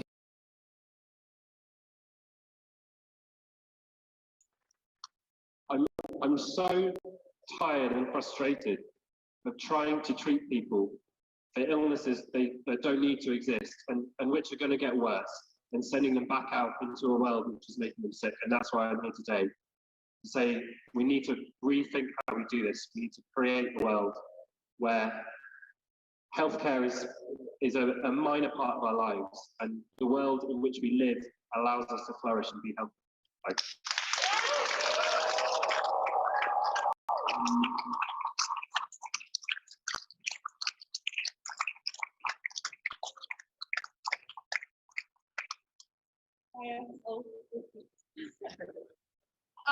Hi, I'm Swallow. I'm a member of XIE. And yeah, I'm kind of here to talk about something else that's me off about this mission that hasn't really been brought up yet. So I used to come here as a school kid. I loved it here. I loved the science bit. The big Earth we used to go through, that was sick. It was awesome. And then at school I did science at A-level, and I'm now a second year physics student. And I was really excited to be here again, to be honest. I wanted to come in here early and just wander around. But when I got to the end of the line, you know, walked down there, I got really pissed off because Shell have taken something of ours, that's pressure. They have taken our voice.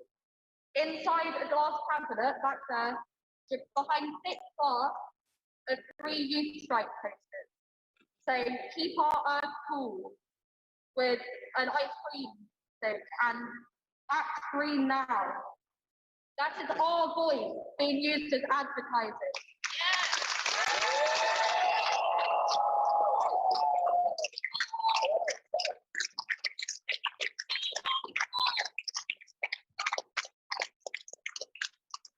That is our voice being taken by a company that is destroying our futures and saying, look how great we are. Look, we're talking about youth strikers. Oh, we love the youth strikers. We're bored of it, and it's happened before. It will happen again.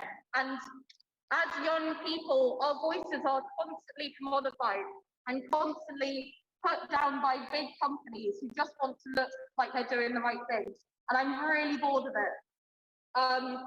And all I would say to the museum is you can have those banners and you can have those posters. And you know what, maybe I'll come and do a talk at some point. But not if you continue to take money from Shell. Shell out.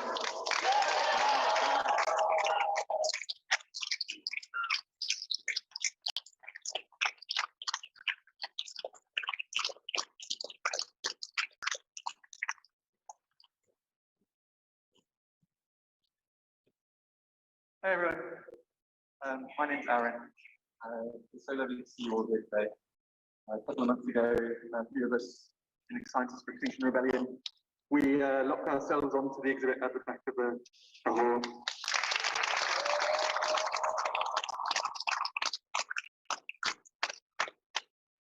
And now we've come back a lot stronger because you're all with us. So thank you very much.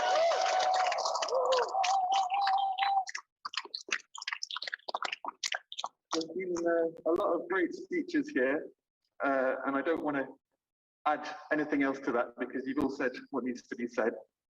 But I thought I might read a couple of poems for you. Seeing as that you're going to be here tonight, I thought it'd just make a bit of a change. So this was a poem I actually wrote back in 2017, before all of the rebellion got going. And I think you can see how things have changed a little bit since I wrote this. So this poem is called Climate of Silence. What tricksy Celtic pixie has cast its guise upon us all, such that as much as we may try to cry our alarm, our tongues must trip and our words fall. Is the source the same fickle force as Apollo used to gag Cassandra, giving her the gift of foresight, but preventing her, try as she might, to tell another of what she saw afore her? Are we struck dumbfounded confounded by the magnitude of what we've unleashed? Are we made mute by the shame of the outcome of our pursuits? Or is our silence indifference? I think not the latter, for when asked if they're worried about it, people will say yes. But when asked about what they are worried about, people won't say it. It saddens me to say that when quizzed by survey, 4/10 of those polled recalled not once having had a conversation about our dire situation. Of the remainder, the large majority confessed the topic's low priority meant that the chats that did take place lasted for just 10 measly minutes. 10 minutes on the greatest challenge we face. So, what is to be done? We need sharp wits and pointed tongues to slice the invisible barrier.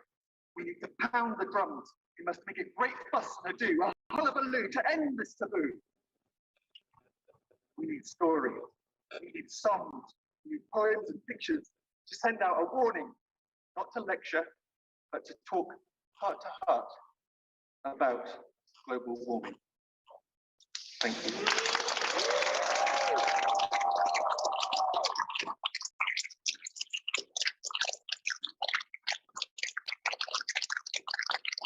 Who's this? Snowy. How cute is Snowy? Look at Snowy here. One of the many dogs of XR in the arrestee ring. Is Snowy going to be arrested today? I hope not. I hope not. Would you mind talking to us? We're on XR Live. Oh, fantastic. What's your name? My name's Ian. Ian. Fantastic, Ian. And why are you about to get arrested today? Oh, I'm not going to get arrested. You're not going to get arrested. No. I can't get arrested because I was gonna you say- need a bit of dog pound. He wouldn't like that. No, I was going to say that would be. Supporting role. Oh, okay. So he's therapy dog. So people stroke him.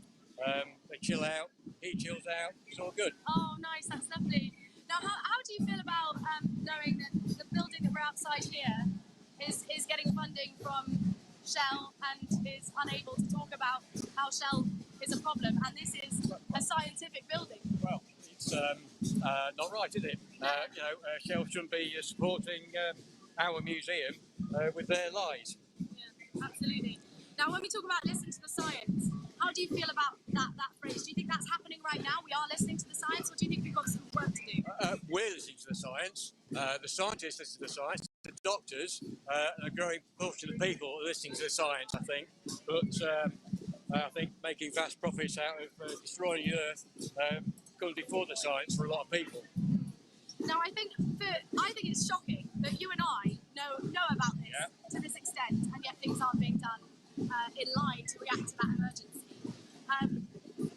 We really should be the last port of that sort of information in some way. I'm glad that we're not, but it's surprising to me that everyone here can get access to that science and recognise that we're not acting on it to the same degree. Yeah. To what extent does that shock you, or is that something that you feel is just a pattern? It's a pattern. Anti-science has become popular over the last few years. Fake news in all sorts of areas of life is being propagated as being the truth when it clearly isn't. And that's the saddest thing for me, really, is that so many people have been hoodwinked by the mass media and the lies that they churn out, and also the fringe websites which propagate all sorts of nonsense as well. Now, what was it that shocked you the most out of the stuff that you've read about the climate crisis, about the research that you've done? What was the moment for you where you were like, oh my goodness, this is just not acting fast enough? We need to do something. It was seeing Gail Bradbrook's heading for Extinction talk 3 years ago. Yeah. Which I was already like dimly aware and like doing what I could. But it was seeing Gail Bradbrook talking 3 years ago which got us onto the streets. Yeah. No, it looks like someone's talking over here, so we're going to come back in a moment. But thank you so much. Thank you, Snowy. Let's see what's happening.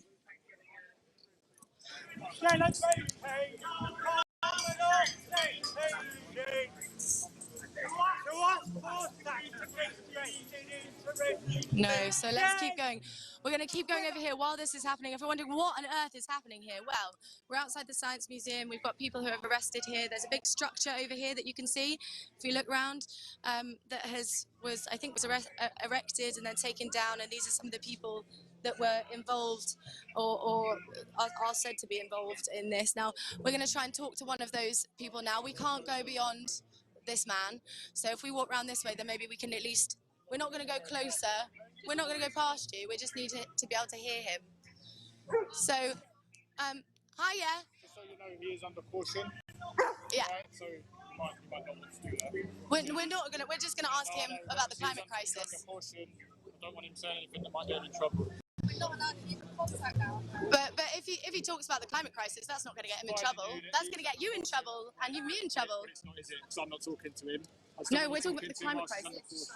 About anything that can get him in trouble. Okay.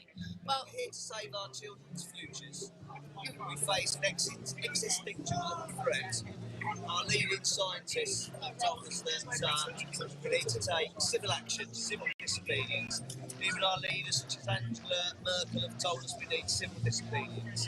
This is the only thing in social history that has achieved major change. So, all we really want to do is save the future for our children and all our futures and all the species that live on this planet. And this is the only thing we can do to stop it.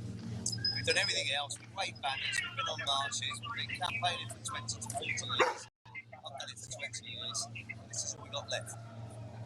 No, you said you've been campaigning for 20 plus years. I can see the lady next to you is also with you today. I imagine that everybody here is fairly informed on the climate crisis and the lack of action that's happening to sort of change that outcome. Have you seen any changes in the last 20 years of your campaigning? There's been lots of promises, but there's clearly not been enough action because we're still headed for catastrophe. We've seen the recent IPCC report, we're in red alert, and yet we've been campaigning for 40 years. So this is the sort of thing we need to do now. This is how people manage to get the vote, and people managed to get the votes in this country and other countries. This is how civil rights were founded by people taking civil disobedience when it really needs to happen. And in the last 20 years, we've seen a lot of changes, like we were talking about earlier, about how we've lost 67% or 68% of the world's wildlife in the last 40 years. In terms of negative changes, yes. Yeah. We've lost something like 3/4 of our insects. I mean, it makes us think what kind of structure that underlies that in terms of biodiversity and what's going to happen when we reach a certain point. Now, some people might say, you know, insects, I don't like them. It's quite good that they're not here. They might say, we're about to have Barcelona-style heating in this country. I quite like Barcelona. It means I don't have to go abroad. Can I have it here? Sounds lovely. What would you say to those people?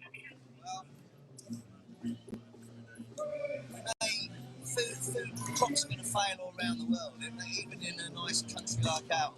It's our country nice compared to others, but even in a country that feels safe like ours, we may start to find in years to come, not just yet, that there's going to be no food in the supermarkets. Can we imagine what will happen when there's not enough food in the supermarkets? People will start fighting. People will start killing each other. And it's quite pertinent that you say that, because right now we're sat in Kensington, which surprisingly for me is I found out it's got one of the highest crime rates in all of the London boroughs. So when we're talking about how this impacts people and how violence and things like that will inevitably come out. We saw what happened with the COVID pandemic with people trying to get toilet rolls. Imagine if food was a scarcity. This would be a really big deal. Yeah. People will start attacking people for what they've got in their gardens and what they've got in their houses. They won't just starve, but they will starve, they will fight for it. Society will break down. The government has already broken its contract with society because they're supposed to protect us. But they're not protecting us because we're heading for catastrophe. So, we feel that as the contract has been broken, we are not breaking the law. As the contract with the government and society just go around the other side of the fence. Okay, so as I was saying, so what we were... You're also committed to construction of the highway, so that's the problem. You'll just slide along. or you can go on the other side of the fence. Well, we can go round this way. Let's head round this way. So as we were saying before, I'm just talking to somebody who's in handcuffs right next to us here. We've just been told to move on slightly, so we're moving direction. I do just want to ask you one last question. So I follow Farmers for XR is a thing, which is great. So if you are a farmer and you're worried about your crops, please let us know and get involved. I follow a few of them, and they've been talking about how the extreme weather that we've even been having in the UK, not quite extreme, oh, he's going off now. Do you have anything else you want to say?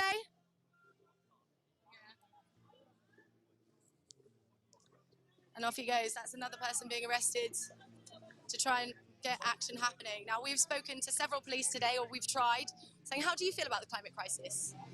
Do you feel safe? I don't feel safe, do you? Do you watching this? Let us know. Comment, tell us what you think. We want to know, yeah. Hi, can I ask you how you feel about the climate crisis? Do you feel safe? Please keep moving, please. We're here just to make sure that it's a peaceful protest, okay? And that no offences are being committed. So we just want everybody to go onto the pavement for now, okay? So they're not obstructing the highway, because that is an offence, okay? Okay. You're allowed to protest. We're happy with you guys protesting, as long as it's in a safe distance and you're not causing any offences. Has it been peaceful so far? Can you tell me?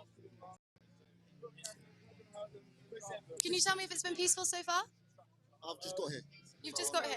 Okay, has anyone reported it being not peaceful? Not to me, not to me. No.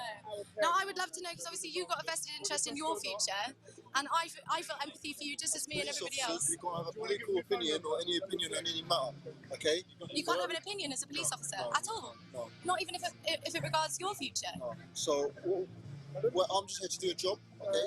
And that job is to make sure that no offences are being committed, okay? That's all I'm here for. Okay, so you don't want to comment on the climate crisis? Thank you very much. That's quite something, isn't it? When you talk to people who have so much responsibility, and inevitably people here, police officers, they're normal, completely normal people, they're fathers, sisters, brothers. These are mothers in many cases. These are people who have a vested interest in the longevity of life for themselves, for their friends, for their families. The police are moving in a bit more now, so we're going to move a bit more this way. Oops. So I would love to know what your opinion is. Please put it in the comments. If you have any questions for the police, please put them in the comments too. Or if you have any questions for anybody here about to be arrested, please pop them in the comments. And I would love to, and I'll find out what those are and see if I can ask anyone here. As you can see, the police are now surrounding a bit closer to here. And we don't really want to focus too much on the police because it isn't really about them. It's much more about the climate crisis and trying to put a spotlight on exactly what this man's sign here says, which is no more fossil fuels. Can I ask you, are you up for being interviewed? Yeah, okay, amazing. Hi. Now I can see you've got, I think there might be an arrest going on over here. Should we get a bit closer? We're going to see what's happening.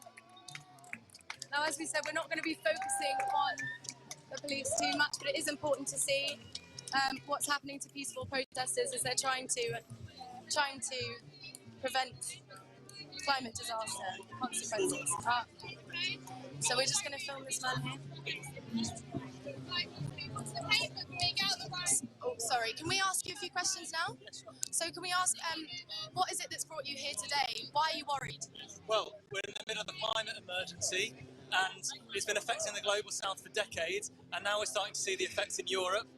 We've seen drastic climate effects in July all over Europe, and including in London, where we've seen drastic flooding. So that's why I'm here. Where's the emergency vehicles? We're being told about emergency vehicles. Have a look round. Can you see any? I can't see any. Where are these emergency vehicles they're talking about? This is one of the propaganda tactics I think that is happening as a result of the protests and the bad press that's been coming through from some of them talking about ambulances not being able to get through and things like that. I would really recommend that you be cynical on that, see if you can see any evidence of what's being said there, because I haven't seen any. And right now we've been told there's an emergency vehicle. Let's just have a listen for a second. Any emergency vehicles? I don't think so. Can you hear one there? Is it just me? I don't know. Anyway, let's keep having a look around. I don't think we can talk to him anymore because he's now behind a police line, and we can't get in front of that. So Should we keep moving this way and see who we can talk to here?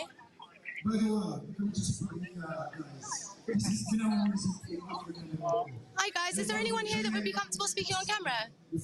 No? Anybody here? That's okay. Let's keep looking now. Oh, over here we've got a sign saying imagine the impossible. Now I'm a big fan of TED Talks. Have you listened to a TED Talk lately? There's a great TED Talk that talks about if we were able to go beyond imagining the worst possible points of the climate crisis. Instead, imagine if what would happen if we solved it, if we did all the things that we were supposed to do. So have a look online for that. It's really worth listening to. Filled me with a bit of hope. It was written retrospectively, talking about how great the consequences, how great the world was now that we've solved or limited the climate breakdown. It was really great, worth listening to. What if? And the film What If is definitely worth watching as well. There's so many different resources. If you know any other ones, if you'd recommend anyone else watch that, both from a perspective of someone who knows nothing about the climate crisis, because there could be some people here who are really not that aware and want to know why this is necessary. Let's have a look around this way because you can see what's happening here. And maybe we could also recommend some links to them, some books, anything that you can think of, books, documentaries, films, audio, kinesthetic, oral listeners, so that we can get that learning out for everyone. Because we can only act on the truth if we know that the truth is real. And in fact, this is probably quite a good time. You can see George over there seems in front of the police line, and that might be that today's not his time to get arrested. We're not going to talk to George, no doubt, because we did speak to him earlier. I changed my diet to plant-based because of the greenhouse gas emissions in animal agriculture. So I challenge you, the world leaders at COP, to decarbonise the animal agriculture industry.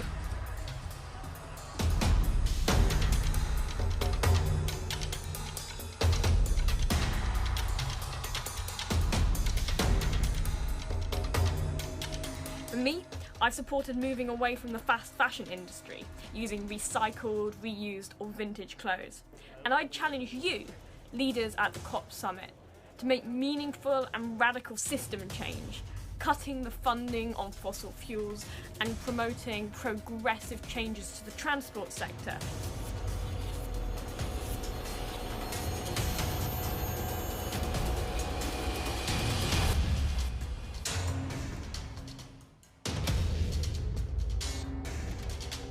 For my bit, I'm giving up a significant amount of my time for environmental activism, campaigning against ecocide and the destruction of nature.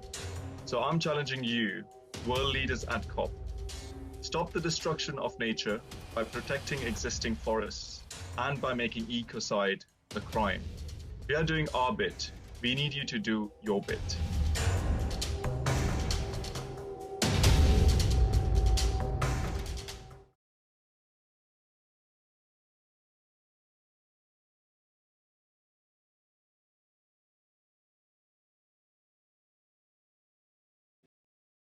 Let's head over here. So you've got a sign here that says inaction is fucking illogical. Fucking count. You're allowed to say that. It's not quite the rude one. Hi. Could you introduce yourself? Let's give you a name actually. Why don't we call you Chloe? Let's say you're Chloe. Yeah, I'm Chloe. Nice to meet you. Could you tell me why you're here? What's got you so nervous here? Why am I at Extinction Rebellion, or why am I specifically at the Science Museum? You could do either of those, both if you like. I joined Extinction Rebellion this protest because I kind of just got tired of all the climate anxiety getting to me, and it's so easy to just bury your head in the sand and feel completely powerless. So I think, joining a sort of large civil disobedience, like non-violent movement is actually like a really proactive way of actually doing something positive and joyful and happy and active with all of that frustration, instead of just feeling useless and overwhelmed and depressed all the time. And the reason that I'm specifically here at the Science Museum is because I love science, I love science fiction. That's why I've got my Mr. Spock sign, and the science is completely unequivocal, and it's a joke that we're not listening to it. It's not an extreme position to say that we're in a climate crisis and we need a radical systemic change. That's actually a moderate, reasonable, evidence-based position that is entirely backed up by science and by everything that we know. So I'm feel really passionate about science in particular, which is why I came here today. I think it's a great like outreach tool. You know, kids love science. There were kids like coming past and getting involved in the activities and that. So yeah, and I think it's a joke that Shell sponsor exhibitions in the Science Museum as basically as a form of greenwashing. You know, they're promoting science. Well, actually, they've, you know, companies like them have spent 30 years actively trying to erase the science and bury the science, and they're ignoring the science, and their entire business model is predicated on deliberately ignoring the science for profit. So I think it's a total joke that they're represented in the Science Museum, so that's why I'm specifically at this action today. Thank you very much for explaining that so eloquently. That was lovely. Can I ask, what do you mean by big systemic change? For some people, they'll be watching this and they'll be like, yeah, these protesters are here, but I can't relate to them. They don't actually have a plan. Yeah. What do you think to that? In terms of like what systemic change means, Yeah, what does it mean, and what do you think that could look like?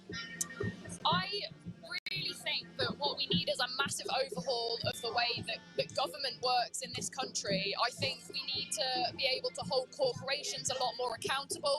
I think at the moment, unfortunately, governments are really in the pocket of big business. I think you've seen that increasingly with the current Conservative cabinet. I mean, I know, like, obviously, at an event like XR, people tend to be on the left. They tend to. I think that's applause of another person being taken away by the police. But as you were saying, carry on. They tend to not be, you know.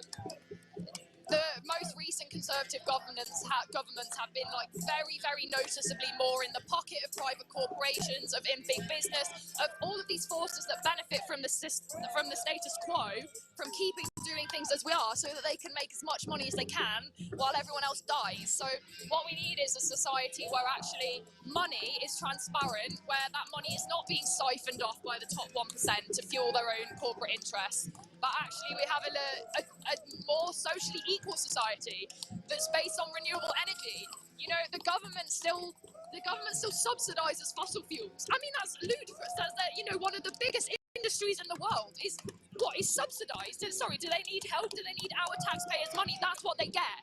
You know, like, we make so much of a fuss about like one or two people cheating benefits out of the system. What about the road lobby? What about the fossil fuel lobby that receive millions and millions of pounds in taxpayers' money every year to fund something that's literally just a money-making exercise destroying the planet? That's the kind of system change we need. Like, that political will to do government differently and actually do government ethically. I think that's a really important point to mention with taxpayers. We're talking about taxpaying, and for some people on the comments for these videos, they'll say things like, what a waste of taxpayers' money. There's police here that are having to be on the streets looking after you guys because you're doing this. Well, for anyone watching, I'm sure HS2, I haven't met one person that thinks HS2 is a good idea. That's the high-speed railway that's going through the UK right now, obliterating 108 ancient woodlands, 600, something like 20 sites of scientific interest, 600 wildlife conservation areas. It's really worth looking up the statistics. I'll read them out to you properly in a moment. I've got them all written down. And as a taxpayer, you unknowingly are paying £7,000+ a year in that. It's outrageous. Now, thank you so much for talking to me. I'd love to talk to you more, but we're going to head back into the museum now to see what's going on inside, where people are locked on.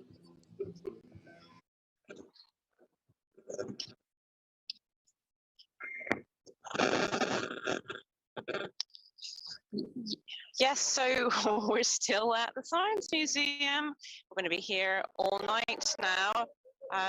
We've heard some inspirational speeches from people who work in all different areas that relate to the Science Museum. We've heard from teachers, we've heard from doctors and nurses, and we've heard from the scientists, of course, as well, and people working on citizens' assemblies. And we've been asked several times to move on now by the police, while the police have given us a warning, and we've had people also from the museum asking us to move on, the security, but we're getting into a sort of mellow tone now here, so I'm just going to give you some pictures of that.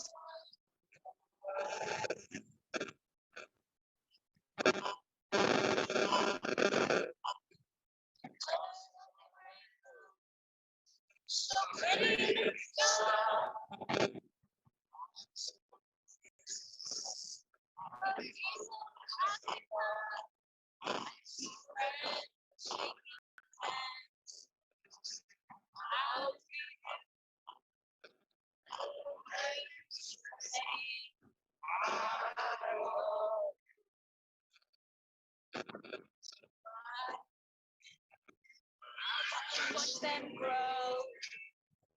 Maybe much more than I know. And I think to myself, what a wonderful world.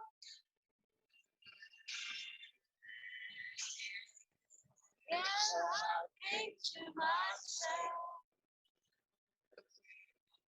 what a wonderful world.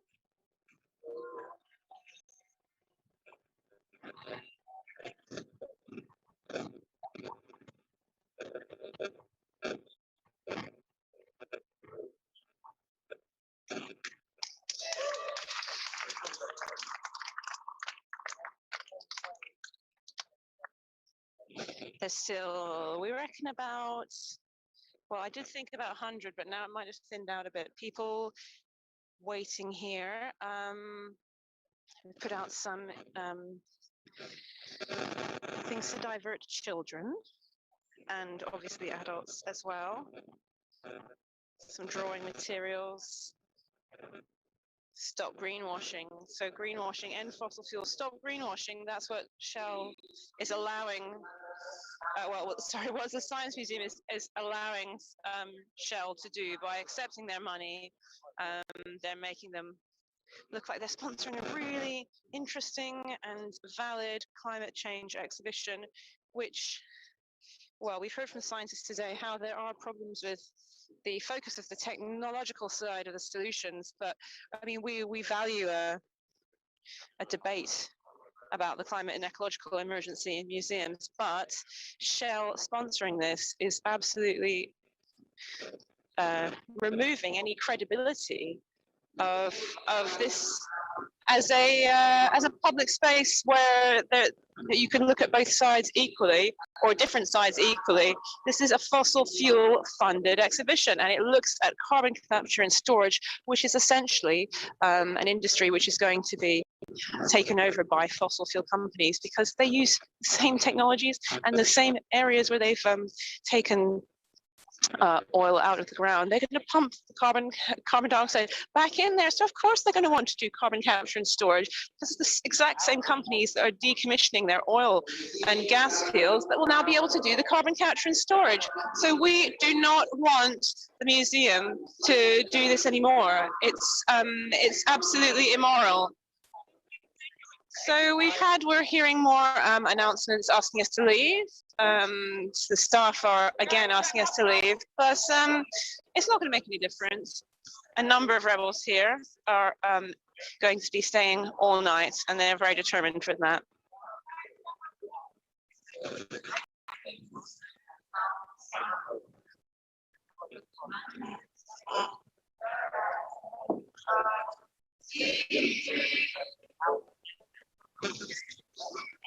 Let's see if we can talk to anybody about why they're staying here overnight. I was going to talk to some people over here before and we didn't get a chance, so hi there. I was wondering, I asked you if we could speak on the live stream before, but we weren't able to. Would now be a good time? Yeah, we'll come back. Perfect. Oh, maybe now isn't a good time. Lots of singing.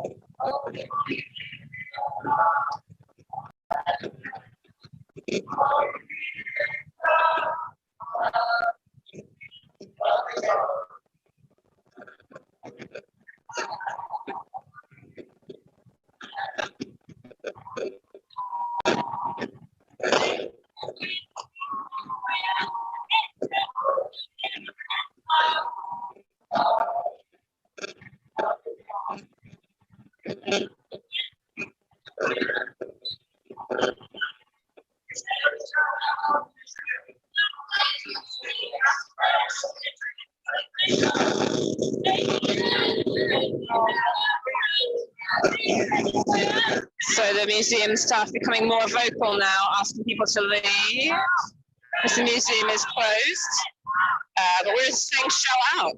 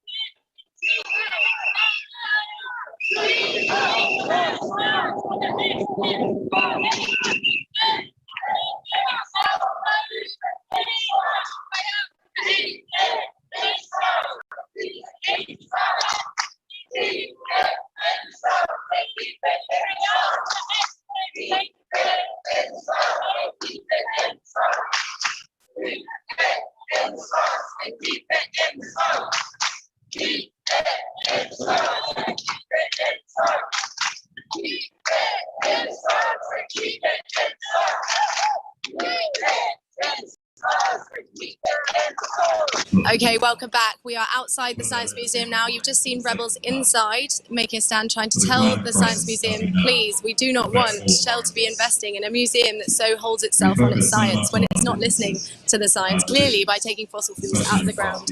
That's why behind you can see that there's a roadblock in place, a van over there, and also people standing here holding a sign that says Shell out of our museum.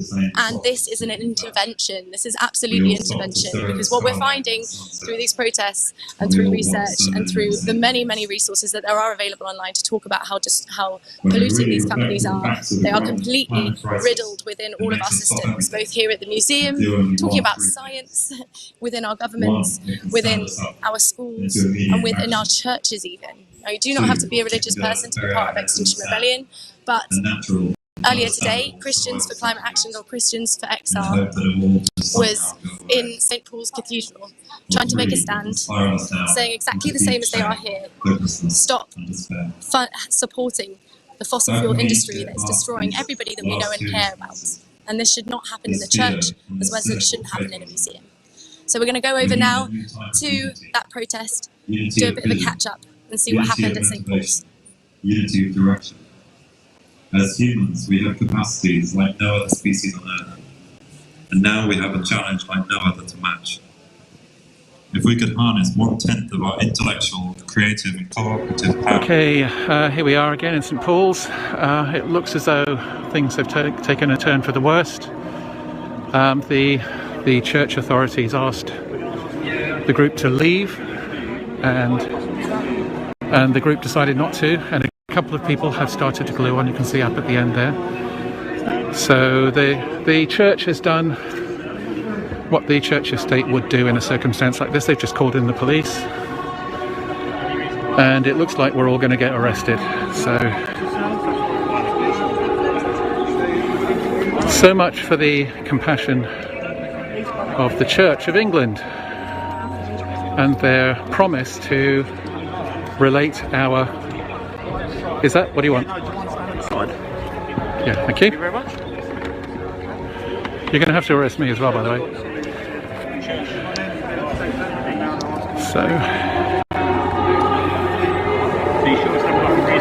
So these are the policemen trying to get everybody to move, but we're not moving. I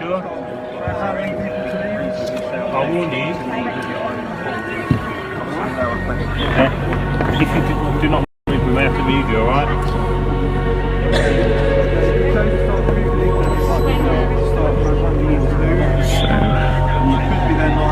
So this is all the backpacks out of the way.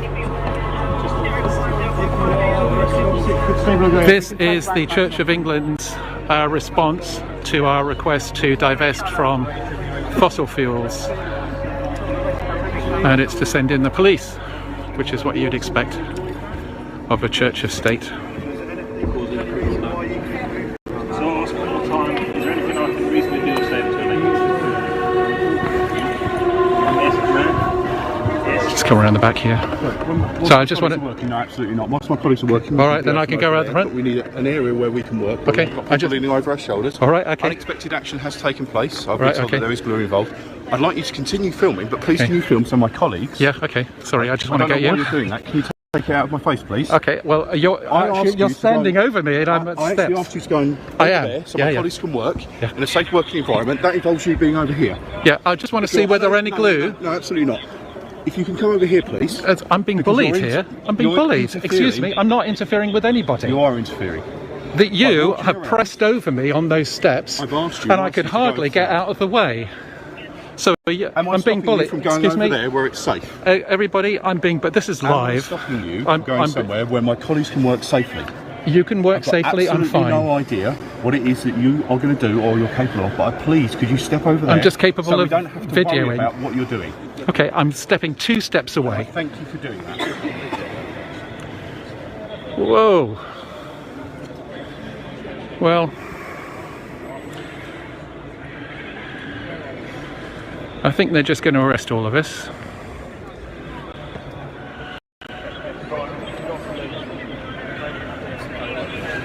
Those who are watching, could you please post this and share this? Hello there. Mike, you've been asked to leave by staff of St Paul's, Yeah. so my officers are going to escort you and ask you to leave now. All right then. Okay.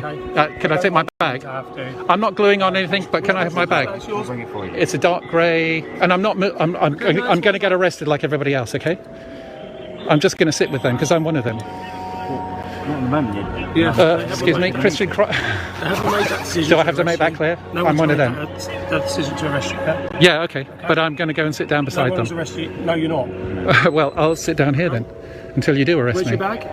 It's a light grey one, just over there, with a stick coming out the top. Is that one there? No, it's one with a selfie stick sticking out of it. Yeah, I'm not leaving. No, I'm just staying with my friends. Is that yours? It is. Yeah, that's mine.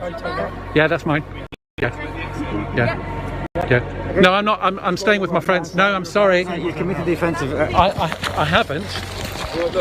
I haven't committed any offence. All right, the officers here, any use of force they're using is under...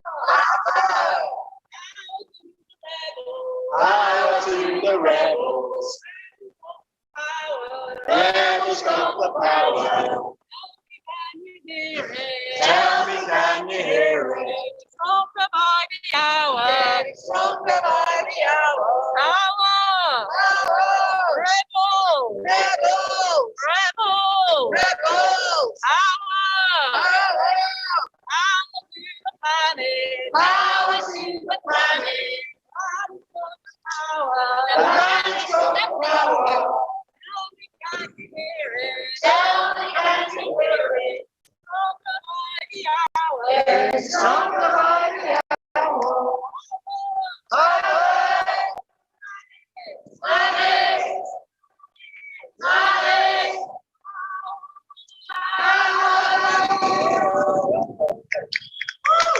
Ladies and gentlemen, can you please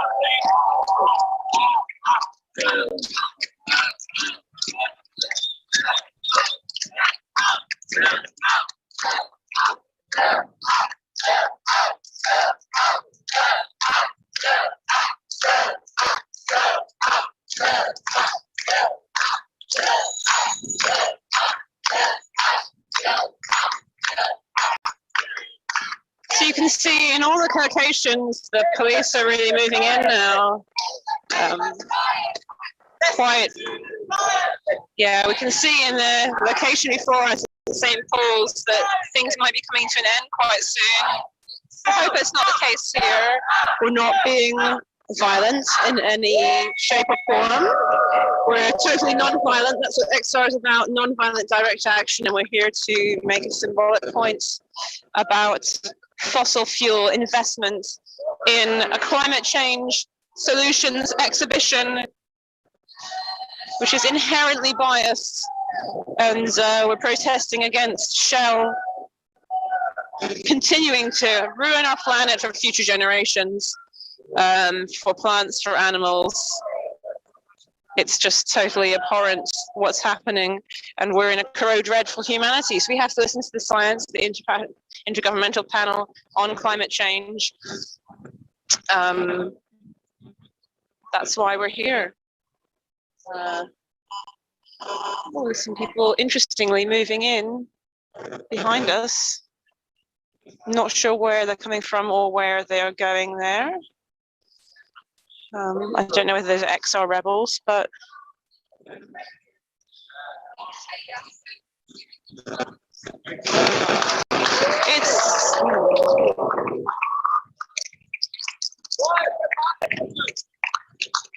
we don't really want to be here, actually, to be honest. I don't think any of us want to have our necks padlocked, bike locked to railings. We're here because we're scared and we're angry about climate change and the government's failure, in other words.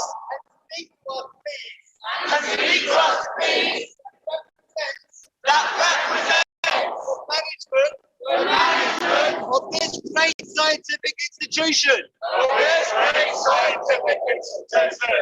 here. We have asked you a question. And we're waiting for an answer. Why would you kick Shell out of your museum? Why would you kick Shell out of your museum?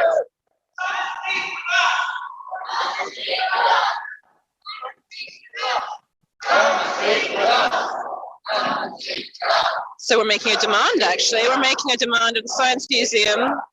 Well, we'd like it to be polite, actually. It's not a demand. You know, these are people, after all, who have families and needs just like us. We would like to have a conversation with the management of Shell Museum. There you go. That's kind of what it is at the moment. Sponsored by Shell. We want to talk to the Science Museum and ask them why they will not ditch their sponsor, Shell.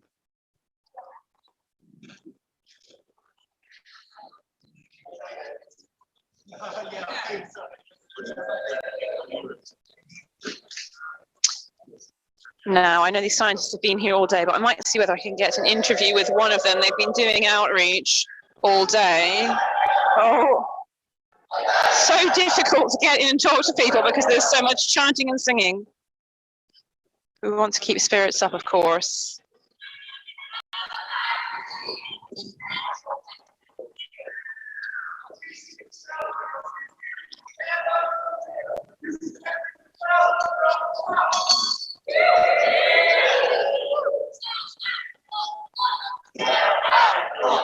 And we're asking Shell to leave. Shell out, not us.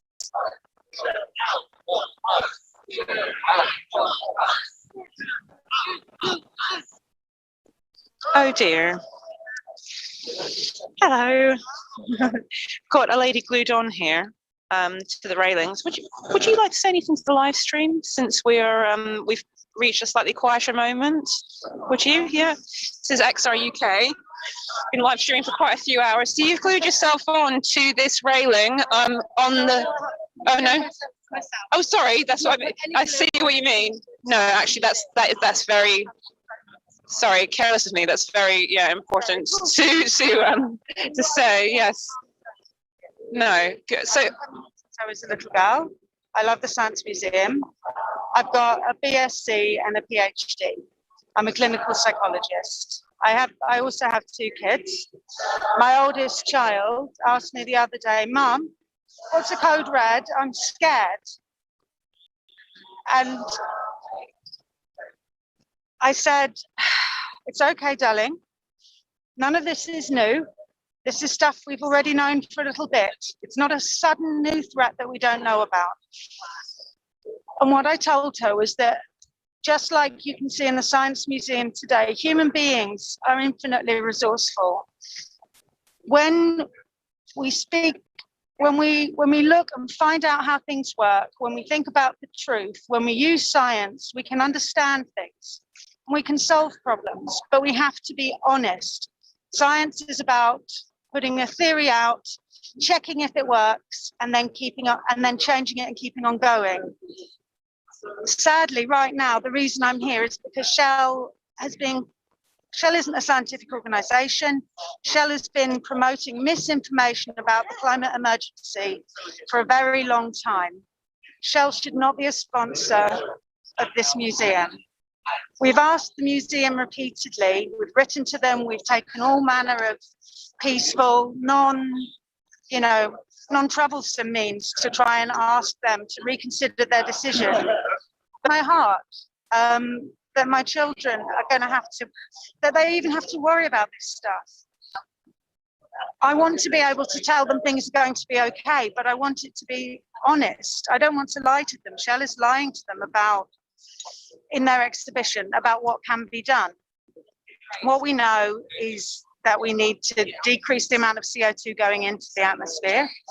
What we know is that we need to rewild. What we know is there are all kinds of things that already exist that can get us out of this problem, but the investment is not going into them. And when it's still going into fossil fuels and not into the solutions that we know already exist, my kids are at risk, and I love them, and I don't want that to happen, and that's why I'm here. Very eloquently put. Thank you very much. I wanted to ask you, since you said that you love the Science Museum, how does it feel that, like some other people have mentioned just now, there's no response from them? They don't want to engage at all. What do you think that says about the Science Museum? I think they're probably in a very difficult position, to be honest.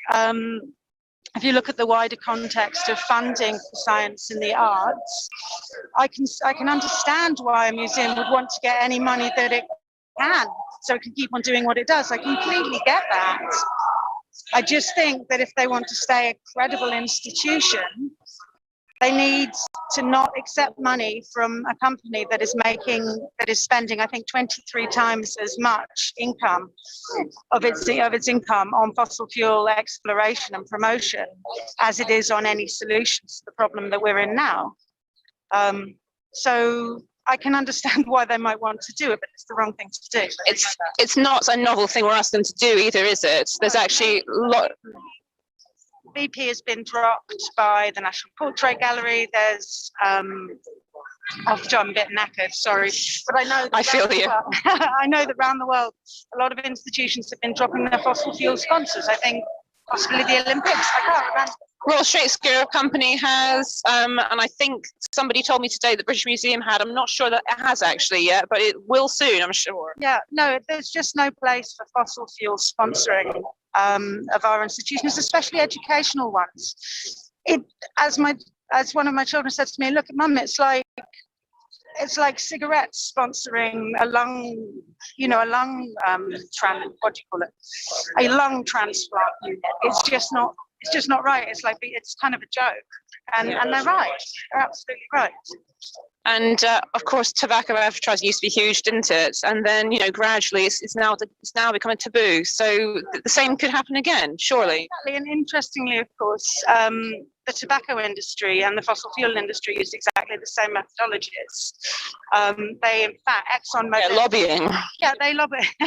They both use the same. They actually both, J.K. Rothmans, I think, and ExxonMobil both used the same PR company who set up essentially fake scientific institutions to spread misinformation, so that it was questionable whether there was a link between cancer and smoking. And so it was questionable whether there was a link between human activity and climate and ecological emergency.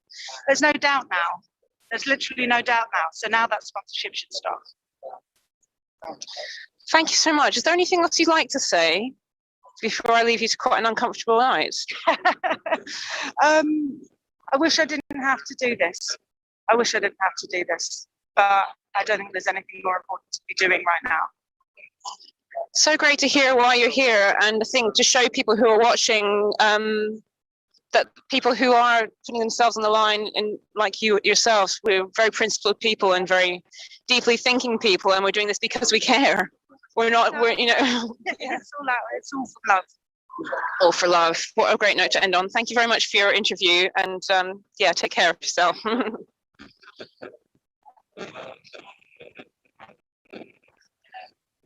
Quite calm scenes now at the Science Museum as, well, I'm sure the police and the security will be back shortly, but they've realized that we're not going to be scared off. We're not going anywhere for a little while.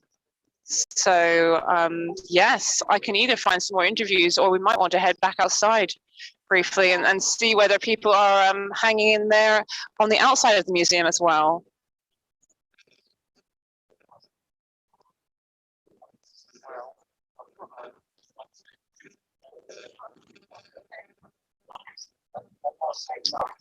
Right, well, it looks like we are going to be maybe looking for a few more interviews in that case. Now things are quieting down, so let me just get up off the floor.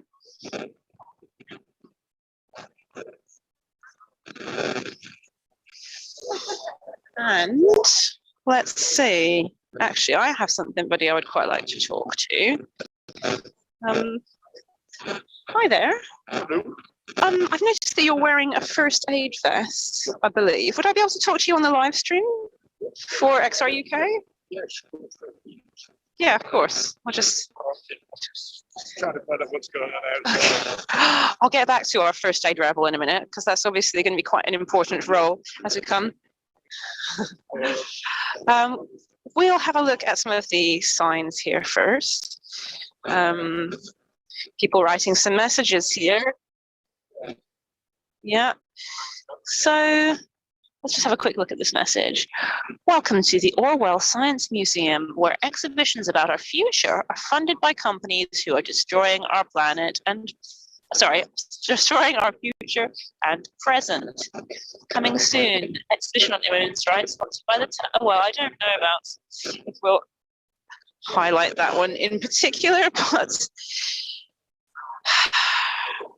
there are a lot of really, really raw feelings here about fossil fuel extraction and how that's funding something like the Science Museum, which we all see as such a great institution. Okay, our first aid rebel is ready. Hi there. I've seen you that's all right. I've seen you quite a few things this week, and I just wanted to ask you about your role, really. What does your role do, and how does it help the rebels in Extinction Rebellion? It's basically what we do is we do first aid, as it says. If somebody's hurt, we'll give them whatever they need to, you know, plasters if they've cut their finger or something. We can deal with bigger things. We can deal with bigger incidents, but obviously we prefer not to. You know, if somebody has a cardiac arrest, for example, we can deal with that. It's mainly though, I mean, it's things like we carry paracetamol and stuff like that. One rebellion I did, that was all I did, one lot of paracetamol in the whole week. So it's not always very exciting. It's still good to have you here, though, because, you know, it's part of our movement, isn't it, that we're looking out for each other. We're all crew, and that we want to make sure that people are able to participate as well with different needs. Absolutely. Well, I don't know if you know, but first aid is part of Action Wellbeing as well. So we're part of a larger group. So I still do some Action Wellbeing stuff as well. So I was giving out sweets this afternoon to kids who'd been giving out labels, for example, which is Action Wellbeing type thing. And I carry a big water bottle on the front sometimes. Oh, brilliant. To top up people. Yeah, it's like 15 litres, because you certainly like 15 kilos if you were carrying it. It just sticks on the front of the buggy, and it's quite useful. Excellent. Oh, yeah, I can see that. What a great way to kind of carry it around. And what's your personal motivation to be here today? Flip it. I've got 2 teenage kids, and I want them to have a planet a livable planet when they grow up. I really do. I mean, it's not too much to ask, is it? No, you do some reasonable things. Yeah, I mean, that's basically it. I've known for an awful long time. I've been involved in Greenpeace since the 70s, sorry. And but there's a letter written by, I can't remember his name now, but he's one of the American presidential people from the turn of the century. worrying about the effect that coal was having on the environment. There's a letter which you can Google, and that. You mean turn of the 21st century? No. Turn of the 19th century. So 1898. Okay. Turn of the 20th century coming, yes. Yeah. It was a pretty. Still quite a long time ago. It is. But yeah, I love Greenpeace to bits. They've done some good things, but we've done a lot more. In the 2 years, we've done so much, and it's wonderful. And I was saying to somebody the other day, in 2016, the number of people who were seriously worried about global warming was about 3%. And now it's 2 years on, well, no, 4 years on, 5 years on. It's now 80% of the population are worried about it. I mean, it's amazing. There's a lot more to do, isn't there? But I think we have contributed, I should say, to bringing climate change into a mainstream consciousness. Yeah. It's true. And that's. I don't think we can do much more than that. I do think the tide's turning. I think the recent report made a huge difference. I think people really realised. This is the Code Red for Humanity report by the Intergovernmental Panel on Climate Change. Absolutely, but there's been lots of stuff coming out which has been totally ignored. Stuff by the UN, and there was nothing in the papers hardly. The Guardian carries stuff, but nobody takes to notice the Guardian anymore because it's too. Anyhow, I don't know. But we've made progress, haven't we? But we've only done that by taking non-direct action and putting our bodies on the line like we have today. I'm supposed to be arrested today, if it comes to it.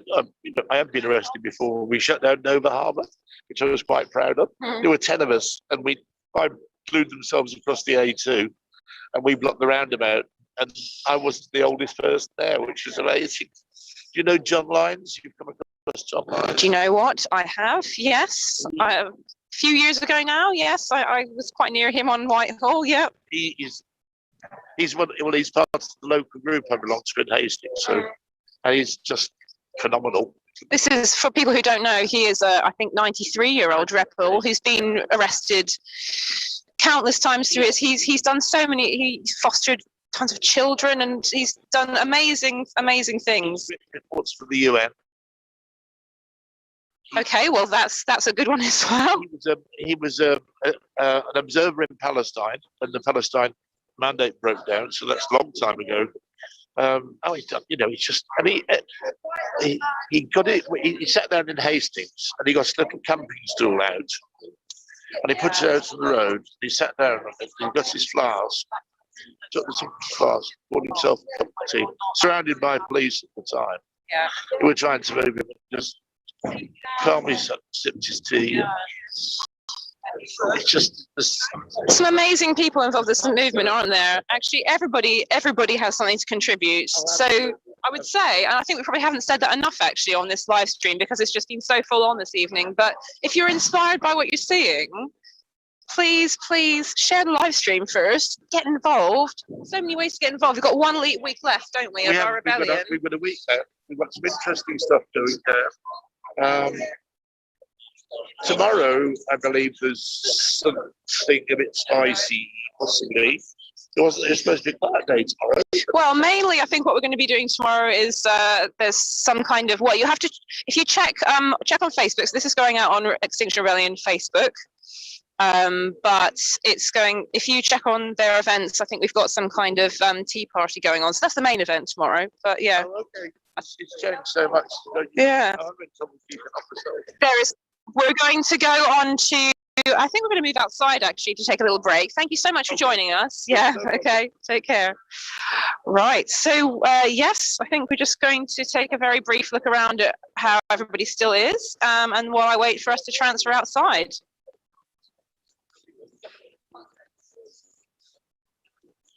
Okay, everyone, I believe that you're with me now. and we are outside the Science Museum trying to make some noise, motivating the people inside, and motivating the people out here as well who are still involved in civil disobedience, trying to make action happen on the climate crisis faster and in line with the seriousness of the situation.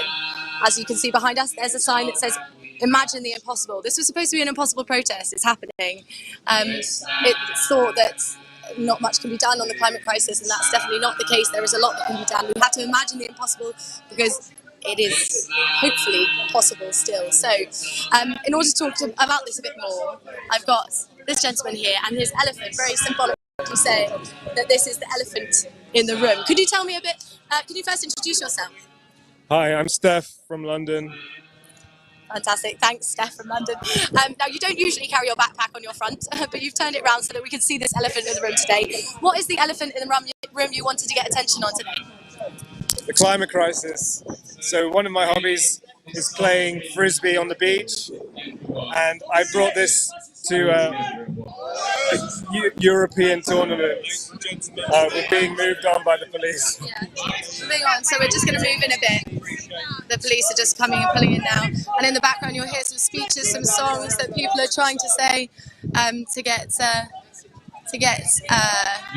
motivation going. Oh, I can't hear what they're saying, but we're going to keep going. So yes, what is the elephant in the room you wanted to talk about? You can go out to a corner, so we're just away from the music. Okay, we're going to go out to a corner to get away from the music. As nice as it is, it means that it's hard to hear people, and we want to hear what Steph and his elephant have to say. So let's head a bit further back this way, close to the sign, imagine the impossible, and let's carry on. So talking about the elephant in the room for the third time, let me know what you wanted to say. They're advancing again. Okay.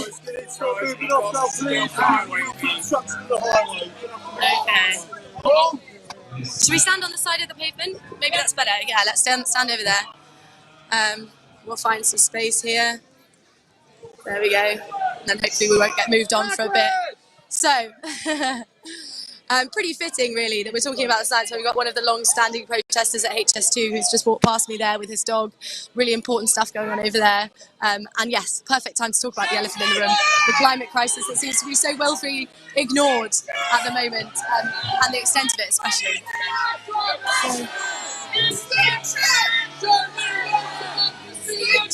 Okay, right, we're going to have to keep going through the noise. So, go on. So, simply, it's the fact that people aren't talking about the climate crisis enough. As I said, one of my hobbies is playing frisbee on the beach, and it's a sport that just won't exist if we don't do something about climate change. So that's my action that I'm taking in my sports community. I try to convince people that in order to save our beaches, save our sports, all the activities that we love to do, we need to have a stable climate, and playing sport will be the least of our worries if we don't sort out the climate. Food shortages, obviously threats to our livelihoods, to our homes. So yeah, I'm just trying to give people simple actions that they can do. For example, changing their electricity provider, changing their bank to one that's more sustainable, voting green, things like that. Just try and spread the message. And even if we did all of those things at a local level, I feel as though that change is still need to be, it won't make as big of an impact as it will if we can put pressure on people who have much more power than the everyday person. To what extent do you think actions like this are getting that attention and trying to push for that action? So we're talking about trying to get awareness out. It's more than awareness at this point. It's also about actually getting action happening. Yes, my opinion is that it's a drip, drip, drip effect that we can have, and it's just slowly swaying basically the public opinion, and also just slowly putting more and more pressure on people in power that basically we're taking the moral high ground, and with for example, from the City of London, we're taking away their moral standing. We're trying to expose what they're doing, and once we take away their legitimacy, then they have no justification anymore for what they're doing other than profit, and it becomes obvious, and the more obvious it becomes, the harder it is to maintain. So I think XRs, we're on the right side of history. We're just trying to apply pressure where we can, doing what we can, occupying the streets. It's a small power that we have, but we're here showing that a lot of change needs to happen very, very quickly, and it's really urgent. And the urgency of the problem is reflected in the urgency of our actions, occupying the streets. Now, we talk about the urgency, we talk about how important that is. We can see people getting arrested around us. I think a big part of this is trying to show that the impetus is there behind the people. The people want the change. When we talk about needing to make these changes by 2025, for some academics, they look at that and they think, you have no idea how drastic those changes are going to be. Those changes might not be in the best interest in the short term for some people. That might mean that some livelihoods have to end. That might mean that some people have their lives very drastically changed. But ultimately, the long term will lead to a prosperous planet for everyone, hopefully, to live on. One of the things that talked about a lot in these protests is about privilege. Not everybody is privileged enough to be here with us today, but there are definitely people that can do things from home. There's remote rebels and things, and that are really, really valuable. What would you say has been your experience? Would you say that you feel like these are engaging the people that need to be engaged? Is it getting attention? Well, it's obviously been in national media, and so it is getting attention. I've seen Channel 4, BBC, etc. Go away from me! Sorry, distracted. So I think it's, we have a certain amount of national media coverage, but I think it's also up to every individual to try to, spread the word with their circle of friends, their family, but also do things like, the digital online rebellion you mentioned, phone calling to different companies that are, polluting heavily or investing in fossil fuels. So, we can only do what we can.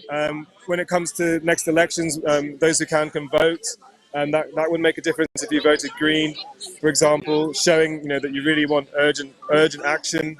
But yeah, we can only try our very best and try to speak to as many people as possible, and write to your MP, do all the other things that we've been doing as well.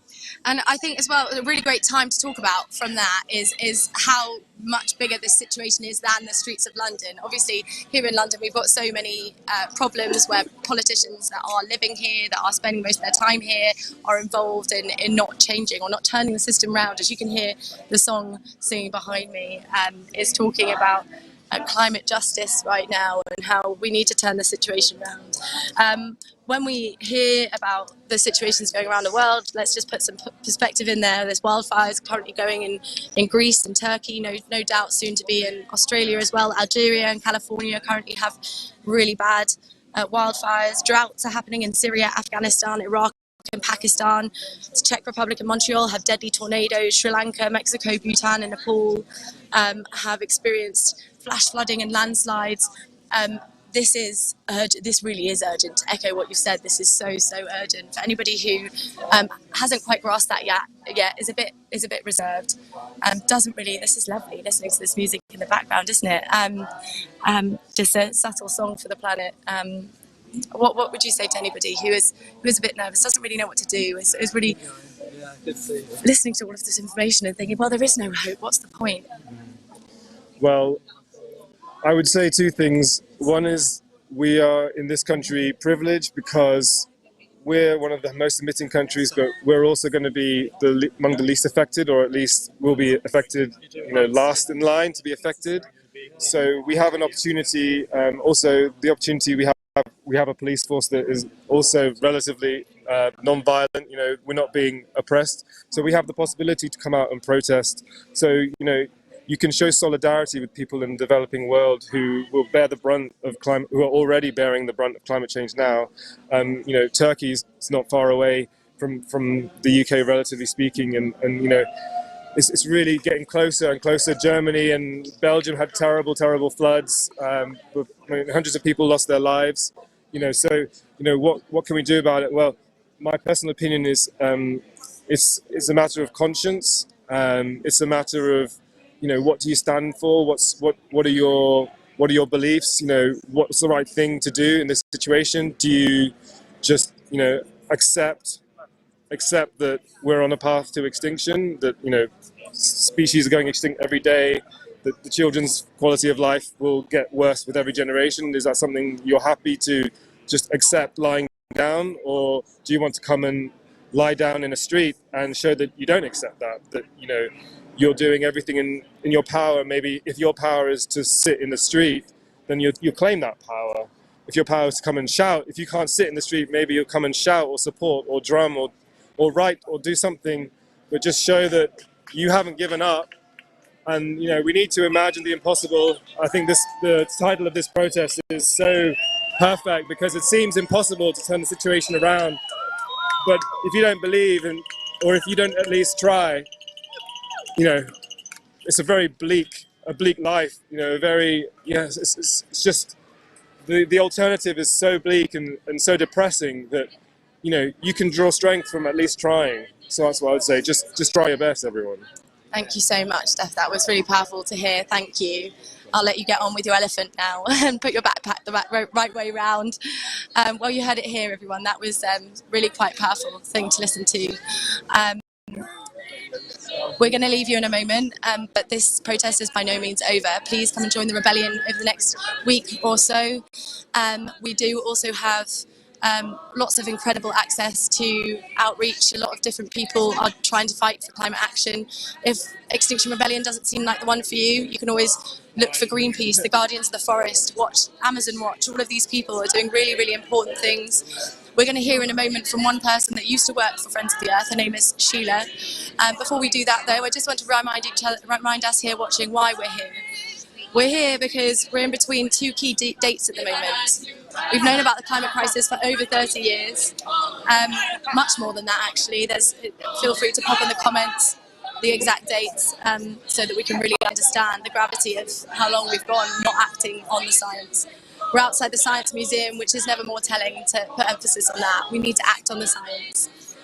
As I said, we're in between two key dates. 2 weeks ago, the United Nations IPCC report was announced, and the report confirms what so many were already aware of, and that is that the human activity on this planet is changing the climate in unprecedented and sometimes irreversible ways. It has raised yet another alarm, warning that increasingly extreme heat waves, droughts and flooding are expected as a result, and that a key temperature and that key temperatures are likely to be shifted in just over a decade, and the consequence of that is enormous, and is currently enormous for so many people.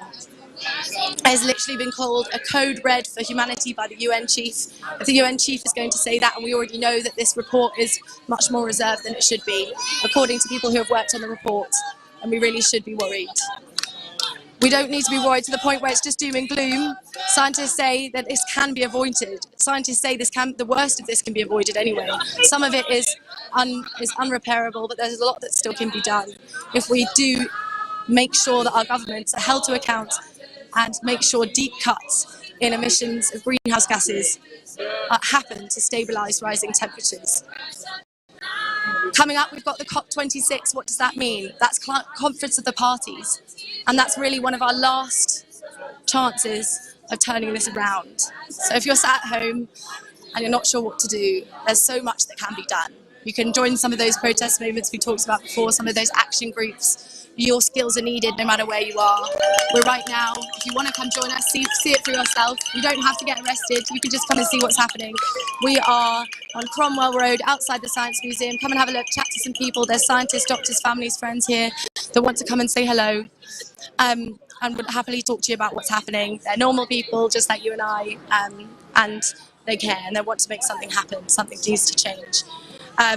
You can also be a remote rebel if getting here is not possible. Remote rebels are on force at the moment, calling Europe's most polluting bank, Barclays, and trying to clog their lines and make sure that if they're not aware already, taking fossil fuels out of the ground and subsidising or investing so heavily in fossil fuels is not acceptable.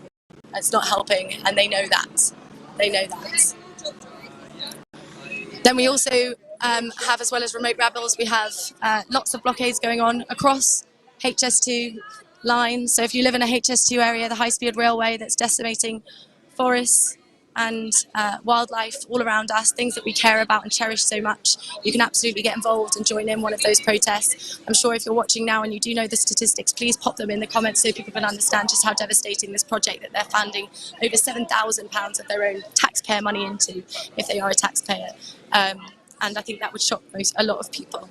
If you have anything to say, anything to add, please add them into comments. We want to make sure that this conversation grows and that we can share and talk to everyone and build a community that can take action. If you can share this video with 5 people, that would be really helpful. We want to talk outside of our echo chamber. And for now, We're going to, though this action still continues, we are going to hear from Sheila, an interview that we did earlier before she had to nip off. She's a former employee of Friends of the Earth, one of those groups that we really do respect in this country. Definitely worth listening to what she has to say. And come and speak to people yourself if you'd like to. We're going to leave you with this blockade outside the Science Museum. There's definitely still people inside, locked on. They've got necks tied to fences, trying to say, no, look, we need to pay attention. The Science Museum needs to divest, needs to not be tied up with Shell, one of the world's most polluting companies that's known about the consequences of the climate crisis and the consequences of their actions on exacerbating the climate crisis for long enough. They're there now. We're here outside. There's a space for everyone. Come and join. We need to make change. We need to make change happen now. So we're going to leave you with the subtle singing of people here and this man standing still on top of a lorry blocking the road as a ladder goes up, about to probably take him down, amongst signs of make the impossible happen. The impossible is possible. This is the impossible rebellion. But this action, scientists have said, we're listening to the science. We're outside the Science Museum. The science speaks and says that, yes, we're in an awful situation, but we can change things. Thanks very much for watching, and tune in over the rest of the rebellion.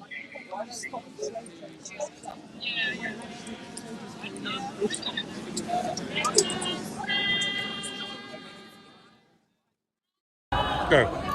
Okay, so outside the Science Museum now, people are still staying strong in front of this enormous truck here that's holding the space, trying to make sure that we can stay for as long as possible so that we can make sure people like you can see what's happening. You can see music is starting. This is to get people motivated, stay here as long as possible. And with me, I've got someone to really help the motivation a bit more. This is Sheila. Sheila was telling me earlier how she's been involved in protests for a really long time. Is that right, Sheila? Yes, so about 30 years, I suppose. And in that time, I think it's really important. You've learned a lot, you've seen a lot. For some people watching this, they'll be like, you're wasting your time, what are you doing? You're wasting your time. Is it a waste of time based on your experience of how protest helps change things?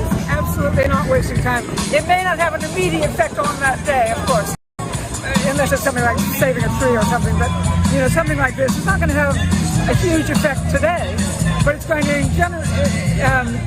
encourage people, not just the people who are here today, which is, you know, hundreds of people, but also all the people read about it in the news, the books are written, articles are written, government ministers hear about it, companies hear about it, and it filters into the whole society. So it isn't only just blocking a road and that's the end of it. That's sort of the focal point, but that's just the beginning. You know, that's brilliant, and I know, Sheila, we're getting Sheila to talk to us now, but you're about to go and pick up someone from a train, so she's got to go. I just have one more question for you, and that is for anyone watching who's a bit nervous and doesn't really necessarily feel like this is their place for them. Where would you recommend they go? What would you recommend they do? Well, I've been in lots and lots of protests, and I've been arrested a couple of times, but only when I knew I was going to get arrested. If you're worried about getting arrested, there's almost no chance you will be if you just want, you know, help. And 99% of people aren't arrested or injured or anything like that. There's lots of things you can do. You can come out on the street, pass out leaflets, provide food, have a children's area. You can also, you can even do things behind the scenes, things on the internet and assign positions and work behind the scenes to, you know, get some of these actions going. So it isn't all, you know, climbing trees, getting arrested and dragged off. That looks good on publicity, it looks good on television, but that's not the majority of people. I mean, they're really brave people, and that's great they are doing that. That's a major part of it. But that's only about 2%. The rest of us are not likely to have that happening to us. And you're safe. And come on out, and if you're worried about it, just come out and stand around and look and watch and see what it's like. See what kind of people we are and what the messages are. And what things you might be able to help, or just watch, and the more people the better.